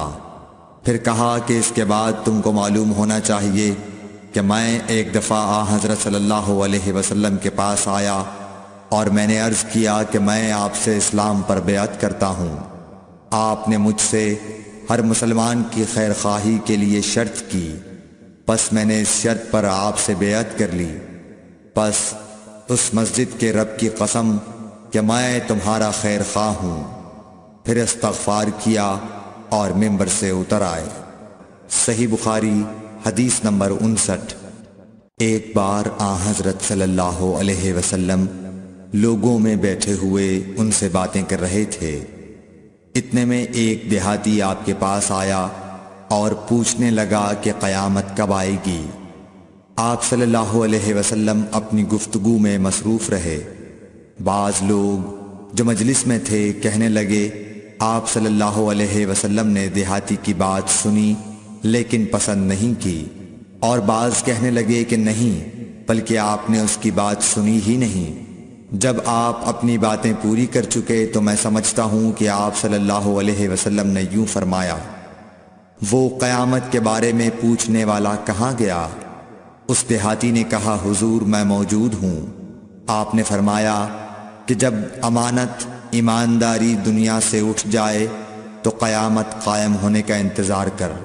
اس نے کہا، ایمانداری اٹھنے کا کیا مطلب ہے؟ آپ صلی اللہ علیہ وسلم نے فرمایا کہ جب حکومت کے کاروبار نالائق لوگوں کو سونپ دیے جائیں تو قیامت کا انتظار کر۔ صحیح بخاری حدیث نمبر 60۔ عبداللہ بن عمرو نے کہا کہ ایک سفر میں جو ہم نے کیا تھا حضرت صلی اللہ علیہ وسلم ہم سے پیچھے رہ گئے، اور آپ صلی اللہ علیہ وسلم ہم سے اس وقت ملے جب عصر کی نماز کا وقت آن پہنچا تھا۔ ہم جلدی جلدی وضو کر رہے تھے، پس پاؤں کو خوب دھونے کے بدل ہم یوں ہی سا دھو رہے تھے۔ یہ حال دیکھ کر آپ صلی اللہ علیہ وسلم نے بلند آواز سے پکارا، دیکھو ایڑیوں کی خرابی دوزخ سے ہونے والی ہے۔ 2 یا 3 بار آپ صلی اللہ علیہ وسلم نے یوں ہی بلند آواز سے فرمایا۔ صحیح بخاری حدیث نمبر 60، حدیث نمبر 61۔ حضرت صلی اللہ علیہ وسلم نے فرمایا، درختوں میں ایک درخت ایسا ہے کہ اس کے پتے نہیں جھڑتے، اور مسلمان کی مثال اسی درخت کی سی ہے، بتاؤ وہ کون سا درخت ہے؟ یہ سن کر لوگوں کا خیال جنگل کی طرف دوڑا۔ عبداللہ رضی اللہ تعالی عنہ نے کہا، میرے دل میں آیا کہ وہ کھجور کا درخت ہے، مگر میں اپنی کمسنی کی شرم سے نہ بولا۔ آخر صحابہ نے حضرت صلی اللہ علیہ وسلم سے پوچھا کہ وہ کون سا درخت ہے؟ آپ نے فرمایا، وہ کھجور کا درخت ہے۔ صحیح بخاری حدیث نمبر 62۔ حضرت صلی اللہ علیہ وسلم نے فرمایا، درختوں میں سے ایک درخت ایسا ہے کہ اس کے پتے نہیں جھڑتے، اور مسلمان کی بھی یہی مثال ہے، بتلاؤ وہ کون سا درخت ہے؟ یہ سن کر لوگوں کے خیالات جنگل کے درختوں میں چلے گئے۔ عبداللہ نے کہا کہ میرے دل میں آیا کہ بتلا دوں کہ وہ کھجور کا درخت ہے، لیکن وہاں بہت بزرگ موجود تھے، اس لیے مجھ کو شرم آئی۔ آخر صحابہ نے عرض کیا، یا رسول اللہ، آپ ہی بیان فرما دیجئے۔ آپ صلی اللہ علیہ وسلم نے بتلایا کہ وہ کھجور کا درخت ہے۔ صحیح بخاری حدیث نمبر 63۔ حضرت صلی اللہ علیہ وآلہ وسلم ایک بار مسجد میں بیٹھے ہوئے تھے، اتنے میں ایک شخص اونٹ پر سوار ہو کر آیا اور اونٹ کو مسجد میں بٹھا کر باندھ دیا۔ پھر پوچھنے لگا، بھائیو تم لوگوں میں محمد کون سے ہیں؟ حضرت صلی اللہ علیہ وسلم اس وقت لوگوں میں تکیہ لگائے بیٹھے ہوئے تھے۔ ہم نے کہا، حضرت محمد صلی اللہ علیہ وسلم یہ سفید رنگ والے بزرگ ہیں جو تکیہ لگائے ہوئے تشریف فرما ہیں۔ تب وہ آپ سے مخاطب ہوا کہ اے عبد المطلب کے فرزند۔ آپ صلی اللہ علیہ وسلم نے فرمایا، کہو میں آپ کی بات سن رہا ہوں۔ وہ بولا، میں آپ سے کچھ دینی باتیں دریافت کرنا چاہتا ہوں، اور ذرا سختی سے بھی پوچھوں گا تو آپ اپنے دل میں برا نہ مانیے گا۔ آپ صلی اللہ علیہ وسلم نے فرمایا، نہیں، جو تمہارا دل چاہے پوچھو۔ تب اس نے کہا کہ میں آپ کے رب اور اگلے لوگوں کے رب تبارک و تعالی کی قسم دے کر پوچھتا ہوں، کیا آپ کو اللہ نے دنیا کے سب لوگوں کی طرف رسول بنا کر بھیجا ہے؟ آپ صلی اللہ علیہ وسلم نے فرمایا، ہاں یا میرے اللہ۔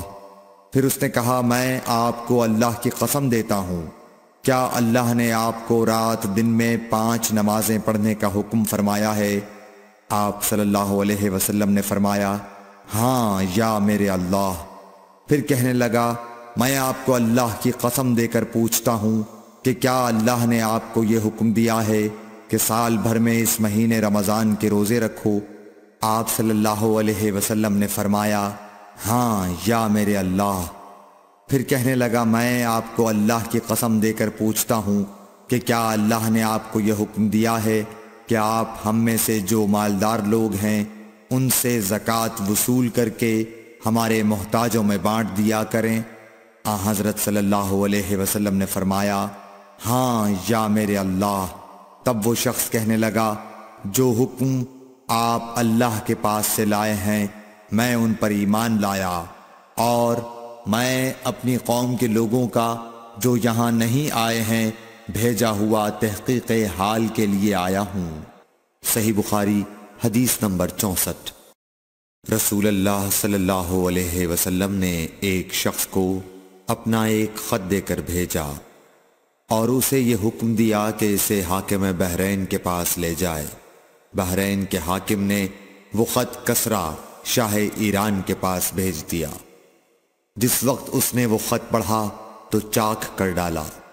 راوی کہتے ہیں، اور میرا خیال ہے کہ ابن مسیب نے اس کے بعد مجھ سے کہا کہ اس واقعے کو سن کر رسول اللہ صلی اللہ علیہ وسلم نے اہل ایران کے لیے بد دعا کی کہ وہ بھی چاک شدہ خط کی طرح ٹکڑے ٹکڑے ہو جائیں۔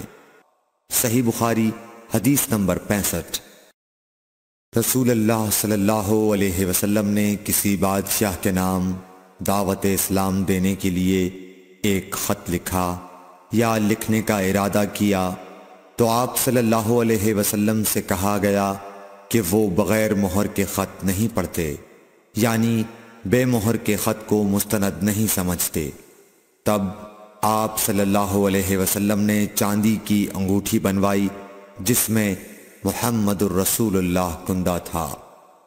صحیح بخاری حدیث نمبر 66۔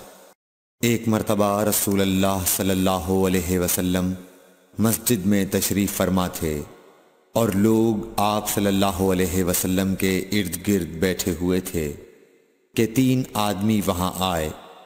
ان میں سے 2 رسول اللہ صلی اللہ علیہ وسلم کے سامنے پہنچ گئے اور ایک واپس چلا گیا۔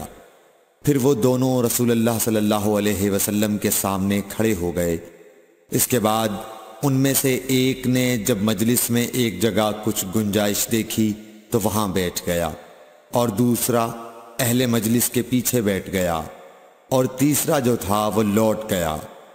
تو جب رسول اللہ صلی اللہ علیہ وسلم اپنی گفتگو سے فارغ ہوئے تو صحابہ رضی اللہ عنہم سے فرمایا، کیا تمہیں 3 آدمیوں کے بارے میں نہ بتاؤں؟ تو سنو۔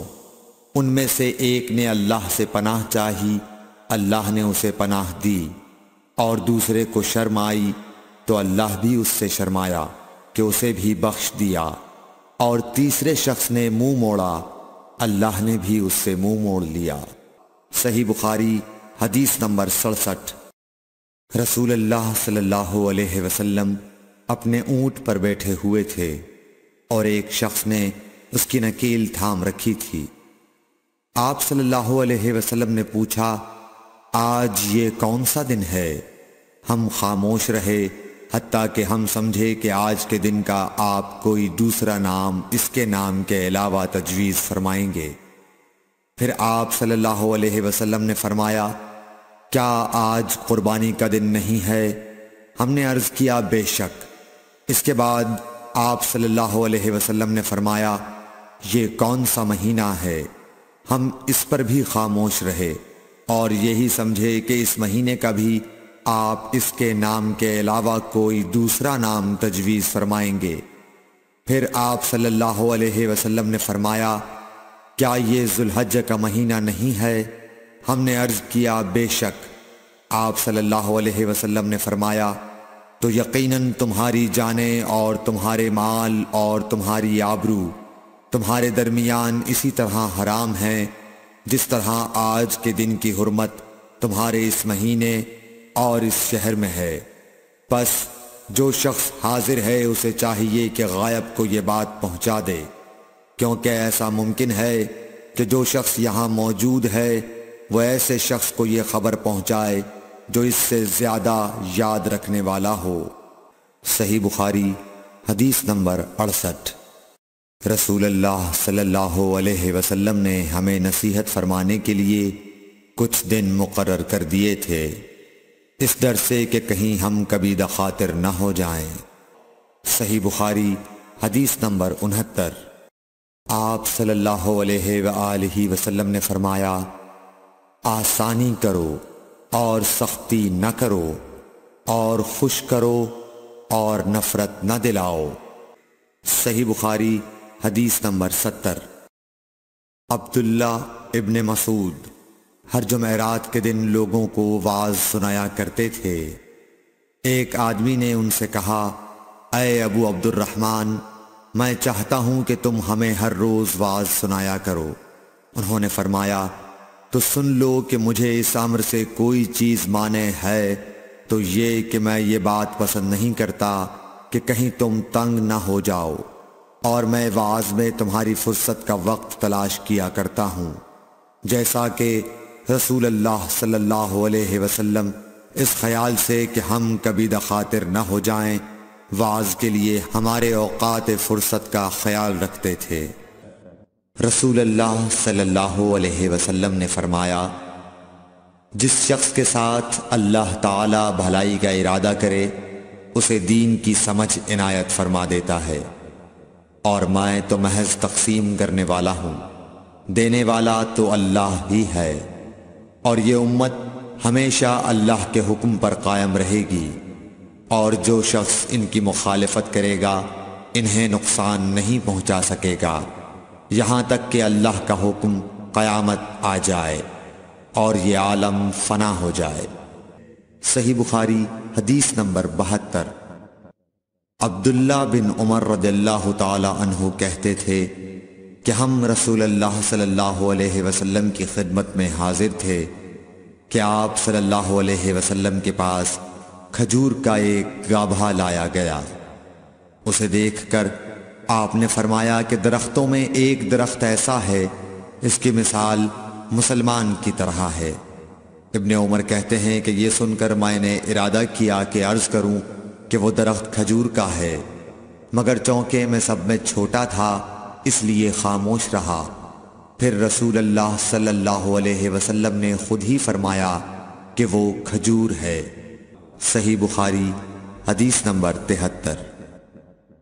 رسول اللہ صلی اللہ علیہ وسلم کا ارشاد ہے کہ حسد صرف دو باتوں میں جائز ہے، ایک تو اس شخص کے بارے میں جسے اللہ نے دولت دی ہو اور وہ اس دولت کو راہ حق میں خرچ کرنے پر بھی قدرت رکھتا ہو، اور ایک اس شخص کے بارے میں جسے اللہ نے حکمت کی دولت سے نوازا ہو اور وہ اس کے ذریعے سے فیصلہ کرتا ہو اور لوگوں کو اس حکمت کی تعلیم دیتا ہو۔ صحیح بخاری حدیث نمبر 74۔ رسول اللہ صلی اللہ علیہ وآلہ وسلم نے فرمایا، ایک دن حضرت موسیٰ علیہ السلام بنی اسرائیل کی ایک جماعت میں بیٹھے ہوئے تھے کہ اتنے میں ایک شخص آیا اور اس نے آپ سے پوچھا، کیا آپ جانتے ہیں کہ دنیا میں کوئی آپ سے بڑھ کر عالم موجود ہے؟ حضرت موسیٰ علیہ السلام نے فرمایا، نہیں۔ اس پر اللہ تعالیٰ نے حضرت موسیٰ علیہ السلام کے پاس وحی بھیجی کہ ہاں، ہمارا بندہ خضر ہے جس کا علم تم سے زیادہ ہے۔ حضرت موسیٰ علیہ السلام نے اللہ سے دریافت کیا کہ خضر علیہ السلام سے ملنے کی کیا صورت ہے؟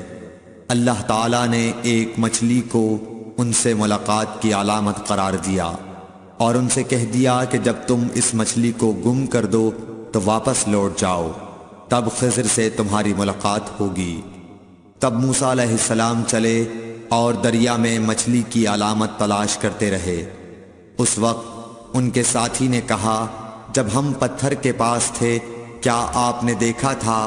میں اس وقت مچھلی کا کہنا بھول گیا اور شیطان ہی نے مجھے اس کا ذکر بھلا دیا۔ موسیٰ علیہ السلام نے کہا، اسی مقام کی ہمیں تلاش تھی۔ تب وہ اپنے نشانات قدم پر پچھلے پاؤں باتیں کرتے ہوئے لوٹے، وہاں انہوں نے خضر علیہ السلام کو پایا۔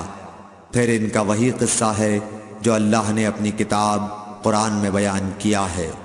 صحیح بخاری حدیث نمبر 75۔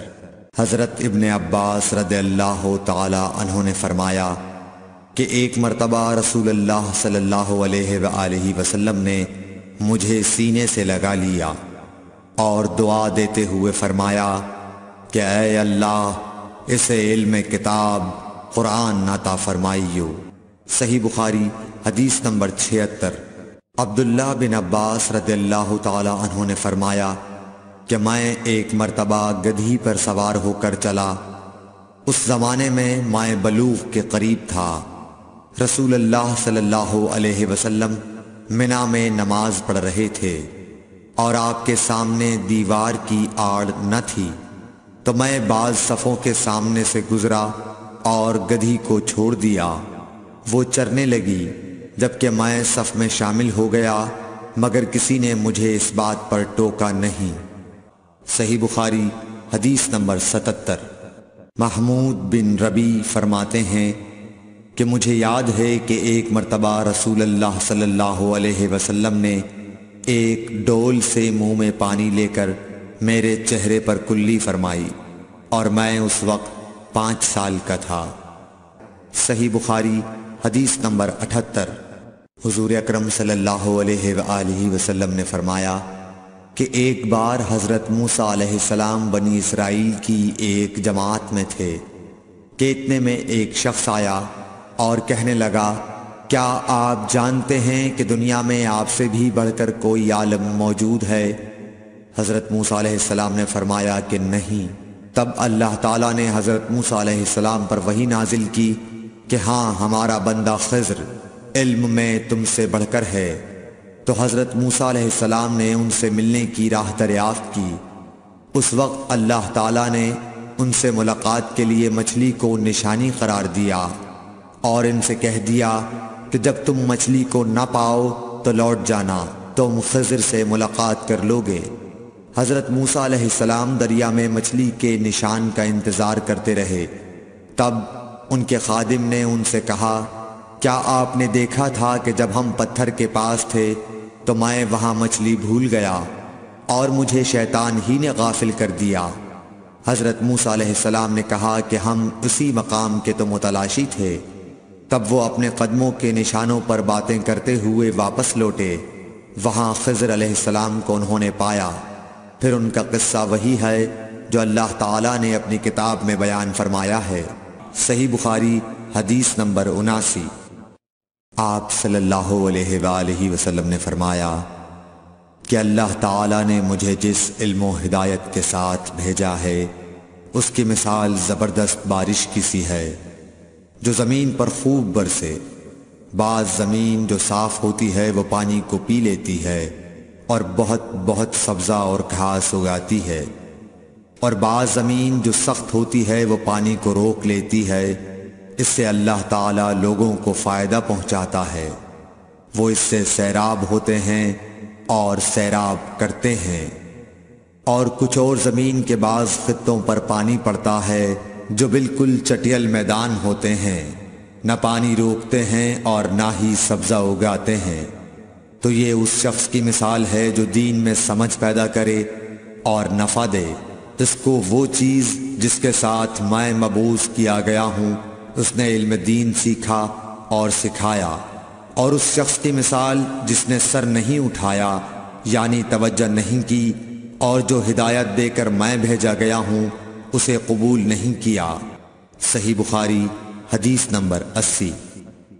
رسول اللہ صلی اللہ علیہ وسلم نے فرمایا، علامت قیامت میں سے یہ ہے کہ دینی علم اٹھ جائے گا اور جہل ہی جہل ظاہر ہو جائے گا، اور اعلانیہ شراب پی جائے گی اور زنا پھیل جائے گا۔ بخاری حدیث نمبر 81۔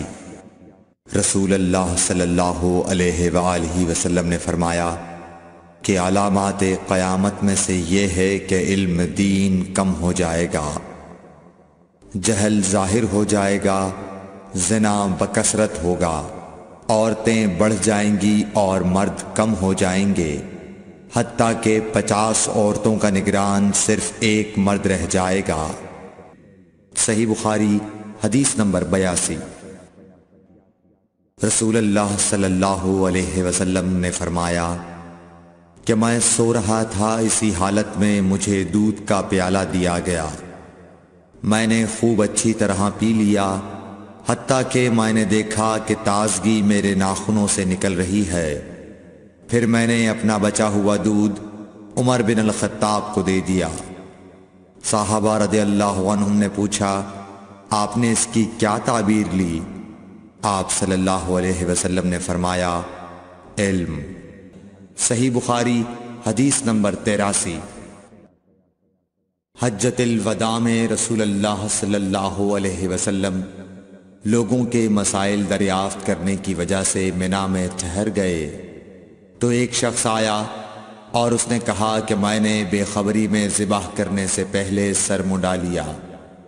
آپ صلی اللہ علیہ وسلم نے فرمایا، اب ذبح کر لے اور کچھ حرج نہیں۔ پھر دوسرا آدمی آیا، اس نے کہا کہ میں نے بے خبری میں رمی کرنے سے پہلے قربانی کر لی۔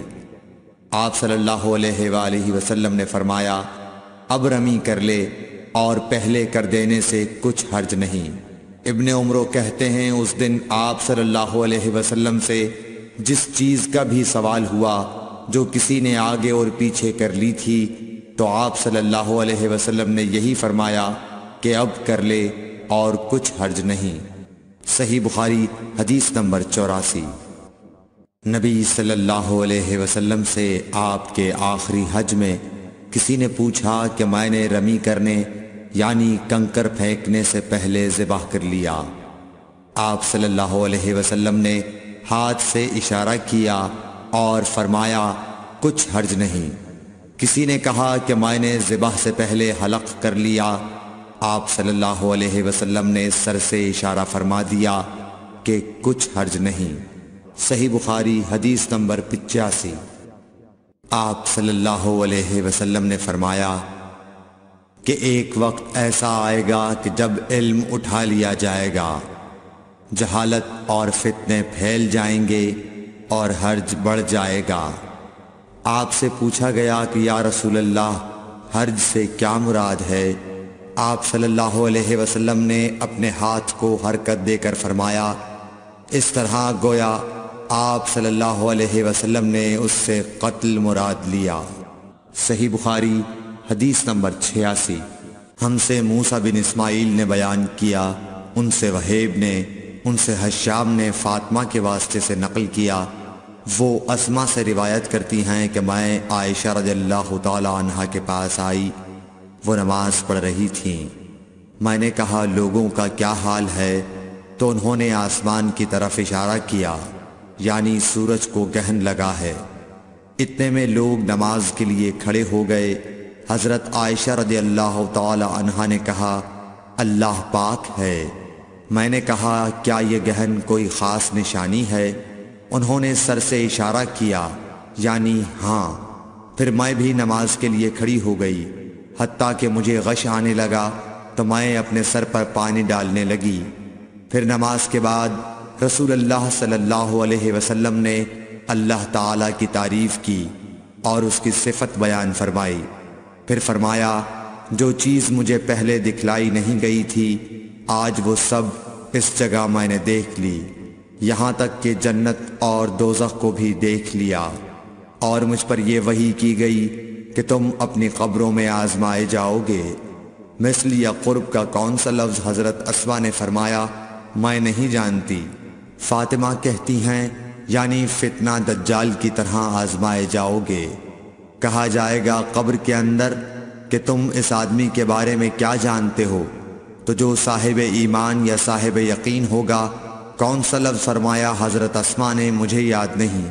وہ کہے گا وہ محمد اللہ کے رسول صلی اللہ علیہ وسلم ہیں جو ہمارے پاس اللہ کی ہدایت اور دلیلیں لے کر آئے تو ہم نے ان کو قبول کر لیا اور ان کی پیروی کی۔ وہ محمد صلی اللہ علیہ وسلم ہیں۔ 3 بار اسی طرح کہے گا، پھر اس سے کہہ دیا جائے گا کہ آرام سے سو جا، بے شک ہم نے جان لیا کہ تو محمد صلی اللہ علیہ وسلم پر یقین رکھتا تھا۔ اور بہرحال منافق یا شکی آدمی، میں نہیں جانتی کہ ان میں سے کون سا لفظ حضرت اسما نے استعمال کیا۔ تو وہ منافق یا شکی آدمی کہے گا کہ جو لوگوں کو میں نے کہتے سنا میں نے بھی وہی کہہ دیا، باقی میں کچھ نہیں جانتا۔ صحیح بخاری حدیث نمبر 87۔ قبیلہ عبد القیس کا وفد رسول اللہ صلی اللہ علیہ وسلم کی خدمت میں آیا۔ آپ صلی اللہ علیہ وسلم نے دریافت کیا کہ کون سا وفد آیا ہے یا یہ کون لوگ ہیں؟ انہوں نے کہا ربیعہ خاندان کے لوگ ہیں۔ آپ صلی اللہ علیہ وسلم نے فرمایا کہ مبارک ہو قوم کو آنا یا مبارک ہو اس وفد کو جو کبھی نہ رسوا ہو نہ شرمندہ ہو۔ اس کے بعد انہوں نے عرض کیا کہ ہم ایک دور دراز کونے سے آپ کے پاس آئے ہیں اور ہمارے اور آپ کے درمیان کفار مضر کا قبیلہ پڑتا ہے۔ اس کے خوف کی وجہ سے ہم حرمت والے مہینوں کے علاوہ اور ایام میں نہیں آ سکتے، اس لیے ہمیں کوئی ایسی قطعی بات بتلا دیجئے کہ جس کی ہم اپنے پیچھے رہ جانے والے لوگوں کو خبر دے دیں اور اس کی وجہ سے ہم جنت میں داخل ہو سکیں۔ تو آپ صلی اللہ علیہ وسلم نے انہیں 4 باتوں کا حکم دیا اور 4 سے روک دیا۔ اول انہیں حکم دیا کہ ایک اللہ پر ایمان لائیں، پھر فرمایا کہ کیا تم جانتے ہو کہ ایک اللہ پر ایمان لانے کا کیا مطلب ہے؟ انہوں نے عرض کیا اللہ اور اس کا رسول زیادہ جانتے ہیں۔ آپ صلی اللہ علیہ وسلم نے فرمایا ایک اللہ پر ایمان لانے کا مطلب یہ ہے کہ اس بات کا اقرار کرنا کہ اللہ کے سوا کوئی معبود نہیں، اور یہ کہ محمد صلی اللہ علیہ وسلم اللہ کے سچے رسول ہیں، اور نماز قائم کرنا، زکوٰۃ ادا کرنا اور ماہ رمضان کے روزے رکھنا، اور یہ کہ تم مال غنیمت سے 5واں حصہ ادا کرو، اور 4 چیزوں سے منع فرمایا، دبا، حنتم، مزفت کے استعمال سے۔ اور چوتھی چیز کے بارے میں شعبہ کہتے ہیں کہ ابو حمزہ بسا اوقات نقیر کہتے تھے اور بسا اوقات مقیر۔ اس کے بعد رسول اللہ صلی اللہ علیہ وسلم نے فرمایا کہ ان باتوں کو یاد رکھو اور اپنے پیچھے رہ جانے والوں کو بھی ان کی خبر کر دو۔ صحیح بخاری حدیث نمبر 88۔ عقبہ نے ابو احاب بن عزیز کی لڑکی سے نکاح کیا تو ان کے پاس ایک عورت آئی اور کہنے لگی کہ میں نے عقبہ کو اور جس سے اس کا نکاح ہوا ہے اس کو دودھ پلایا ہے۔ یہ سن کر عقبہ نے کہا مجھے نہیں معلوم کہ تو نے مجھے دودھ پلایا ہے، نہ تو نے کبھی مجھے بتایا ہے۔ تب سوار ہو کر رسول اللہ صلی اللہ علیہ وسلم کی خدمت میں مدینہ منورہ حاضر ہوئے اور آپ سے اس کے متعلق دریافت کیا تو آپ صلی اللہ علیہ وسلم نے فرمایا کس طرح تم اس لڑکی سے رشتہ رکھو گے، حالانکہ اس کے متعلق یہ کہا گیا۔ تب عقبہ بن حارث نے اس لڑکی کو چھوڑ دیا اور اس نے دوسرا خاوند کر لیا۔ صحیح بخاری حدیث نمبر 89۔ حضرت عمر سے روایت ہے کہ میں اور میرا ایک انصاری پڑوسی دونوں اطراف مدینہ کے ایک گاؤں بنی امیہ بن زید میں رہتے تھے، جو مدینے کے پورب کی طرف بلند گاؤں میں سے ہے۔ ہم دونوں باری باری حضرت صلی اللہ علیہ وسلم کی خدمت شریف میں حاضر ہوا کرتے تھے۔ ایک دن وہ آتا، ایک دن میں آتا۔ جس دن میں آتا اس دن کی وحی کی اور رسول اللہ صلی اللہ علیہ وسلم کی فرمودہ دیگر باتوں کی اس کو خبر دے دیتا تھا، اور جب وہ آتا تو وہ بھی اسی طرح کرتا۔ تو ایک دن وہ میرا انصاری ساتھی اپنی باری کے روز حاضر خدمت ہوا۔ جب واپس آیا تو اس نے میرا دروازہ بہت زور سے کھٹکھٹایا اور میرے بارے میں پوچھا کیا عمر یہاں ہیں؟ میں گھبرا کر اس کے پاس آیا۔ وہ کہنے لگا کہ ایک بڑا معاملہ پیش آ گیا ہے، یعنی رسول اللہ صلی اللہ علیہ وسلم نے اپنی بیویوں کو طلاق دے دی ہے۔ پھر میں اپنی بیٹی حفصہ کے پاس گیا، وہ رو رہی تھی۔ میں نے پوچھا کیا تمہیں رسول اللہ صلی اللہ علیہ وسلم نے طلاق دے دی ہے؟ وہ کہنے لگی میں نہیں جانتی۔ پھر میں نبی کی خدمت میں حاضر ہوا۔ میں نے کھڑے کھڑے کہا کہ آپ نے اپنی بیویوں کو طلاق دے دی ہے؟ آپ صلی اللہ علیہ وسلم نے فرمایا نہیں، یہ افواہ غلط ہے۔ تب میں نے تعجب سے کہا اللہ اکبر، اللہ بہت بڑا ہے۔ صحیح بخاری حدیث نمبر 90۔ ایک شخص حزم بن ابی کعب نے رسول اللہ کی خدمت میں آ کر عرض کیا یا رسول اللہ، فلاں شخص معاذ بن جبل لمبی نماز پڑھاتے ہیں، اس لیے میں جماعت کی نماز میں شریک نہیں ہو سکتا، کیونکہ میں دن بھر اونٹ چرانے کی وجہ سے رات کو تھک کر چکنا چور ہوتا ہوں اور طویل قرات سننے کی طاقت نہیں رکھتا۔ ابو مسعود راوی کہتے ہیں کہ اس دن سے زیادہ میں نے کبھی رسول اللہ صلی اللہ علیہ وسلم کو وعظ کے دوران اتنا غضبناک نہیں دیکھا۔ آپ صلی اللہ علیہ وسلم نے فرمایا اے لوگو، تم ایسی شدت اختیار کر کے لوگوں کو دین سے نفرت دلانے لگے ہو۔ سن لو، جو شخص لوگوں کو نماز پڑھائے تو وہ ہلکی پڑھائے، کیونکہ ان میں بیمار، کمزور اور حاجت والے سبھی قسم کے لوگ ہوتے ہیں۔ صحیح بخاری حدیث نمبر 91۔ ایک شخص عمیر یا بلال نے رسول اللہ صلی اللہ علیہ وسلم سے پڑی ہوئی چیز کے بارے میں دریافت کیا۔ آپ نے فرمایا اس کی بندھن پہچان لے، یا فرمایا کہ اس کا برتن اور تھیلی کو پہچان لے، پھر 1 سال تک اس کی شناخت کا اعلان کراؤ، پھر اس کا مالک نہ ملے تو اس سے فائدہ اٹھاؤ، اور اگر اس کا مالک آ جائے تو اسے سونپ دو۔ اس نے پوچھا کہ اچھا گمشدہ اونٹ کے بارے میں کیا حکم ہے؟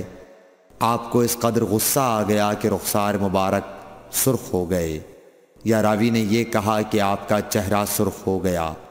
یہ سن کر آپ صلی اللہ علیہ وسلم نے فرمایا، تجھے اونٹ سے کیا واسطہ؟ اس کے ساتھ خود اس کی مشک ہے اور اس کے پاؤں کے سم ہیں، وہ خود پانی پر پہنچے گا اور خود پی لے گا اور خود درخت پر چرے گا، لہٰذا اسے چھوڑ دو یہاں تک کہ اس کا مالک مل جائے۔ اس نے کہا کہ اچھا گمشدہ بکری کے بارے میں کیا ارشاد ہے؟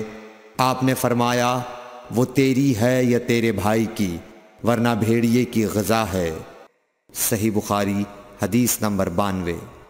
رسول اللہ صلی اللہ علیہ وسلم سے کچھ باتیں دریافت کی گئیں کہ آپ کو برا معلوم ہوا، اور جب اس قسم کے سوالات کی آپ صلی اللہ علیہ وسلم پر بہت زیادتی کی گئی تو آپ کو غصہ آ گیا۔ پھر آپ نے لوگوں سے فرمایا، اچھا اب مجھ سے جو چاہو پوچھو۔ تو ایک شخص نے دریافت کیا کہ میرا باپ کون ہے؟ آپ نے فرمایا تیرا باپ حذافہ ہے۔ پھر دوسرا آدمی کھڑا ہوا اور اس نے پوچھا کہ یا رسول اللہ میرا باپ کون ہے؟ آپ نے فرمایا کہ تیرا باپ سالم شیبہ کا آزاد کردہ غلام ہے۔ آخر حضرت عمر رضی اللہ تعالی عنہ نے آپ کے چہرہ مبارک کا حال دیکھا تو عرض کیا، یا رسول اللہ ہم ان باتوں کے دریافت کرنے سے جو آپ کو ناگوار ہوں اللہ تعالی سے توبہ کرتے ہیں۔ صحیح بخاری حدیث نمبر 93۔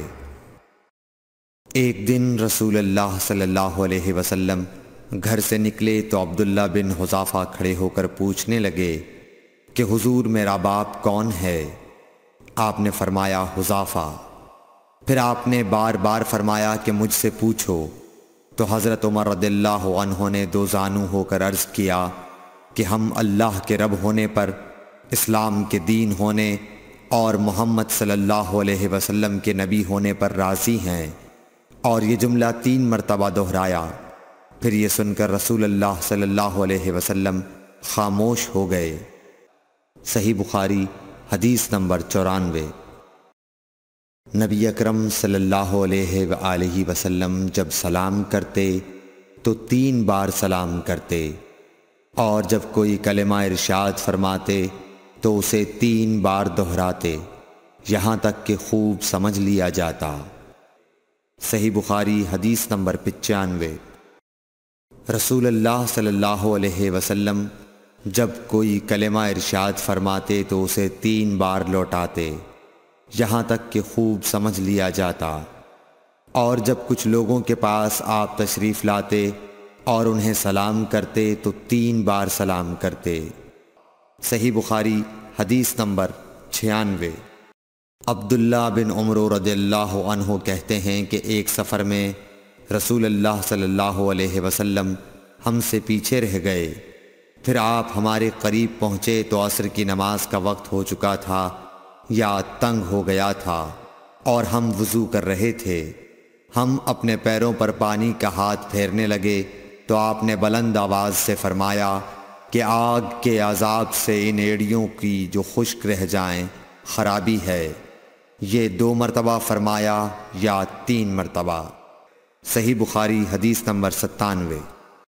رسول اللہ صلی اللہ علیہ وسلم نے فرمایا کہ 3 شخص ہیں جن کے لیے دگنا اجر ہے، ایک وہ جو اہل کتاب سے ہو اور اپنے نبی پر اور محمد صلی اللہ علیہ وسلم پر ایمان لائے، دوسرے وہ غلام جو اپنے آقا اور اللہ دونوں کا حق ادا کرے، اور تیسرے وہ آدمی جس کے پاس کوئی لونڈی ہو جس سے شباشی کرتا ہے، اور اس کو تربیت دے تو اچھی تربیت دے، تعلیم دے تو عمدہ دے، پھر اسے آزاد کر کے اس سے نکاح کر لے تو اس کے لیے دگنا اجر ہے۔ صحیح بخاری حدیث نمبر 98۔ نبی صلی اللہ علیہ وسلم ایک مرتبہ عید کے موقع پر مردوں کی صفوں میں سے نکلے اور آپ کے ساتھ بلال رضی اللہ تعالی عنہ تھے۔ آپ کو خیال ہوا عورتوں کو خطبہ اچھی طرح نہیں سنائی دیا، تو آپ نے انہیں علیحدہ نصیحت فرمائی اور صدقے کا حکم دیا۔ یہ واز سن کر کوئی عورت بالی اور کوئی عورت انگوٹھی ڈالنے لگی، اور بلال رضی اللہ تعالی عنہ اپنے کپڑے کے دامن میں یہ چیزیں لینے لگے۔ صحیح بخاری حدیث نمبر 99۔ حضرت ابو ہریرہ رضی اللہ تعالی عنہ نے عرض کیا، یا رسول اللہ، قیامت کے دن آپ کی شفاعت سے سب سے زیادہ سعادت کسے ملے گی؟ تو رسول اللہ صلی اللہ علیہ وسلم نے فرمایا، اے ابو ہریرہ، مجھے یقین تھا کہ تم سے پہلے کوئی اس کے بارے میں مجھ سے دریافت نہیں کرے گا، کیونکہ میں نے حدیث کے متعلق تمہاری حرص دیکھ لی تھی۔ سنو، قیامت کے دن سب سے زیادہ فیضیاب میری شفاعت سے وہ شخص ہوگا جو سچے دل سے یا سچے جی سے لا الہ الا اللہ کہے گا۔ صحیح بخاری حدیث نمبر 100۔ رسول اللہ صلی اللہ علیہ وآلہ وسلم نے فرمایا کہ اللہ علم کو اس طرح نہیں اٹھا لے گا کہ اس کو بندوں سے چھین لے، بلکہ وہ پختہ کار علماء کو موت دے کر علم اٹھائے گا، حتیٰ کہ جب کوئی عالم باقی نہیں رہے گا تو لوگ جاہلوں کو سردار بنا لیں گے، ان سے سوالات کیے جائیں گے اور وہ بغیر علم کے جواب دیں گے، اس لیے خود بھی گمراہ ہوں گے اور لوگوں کو بھی گمراہ کریں گے۔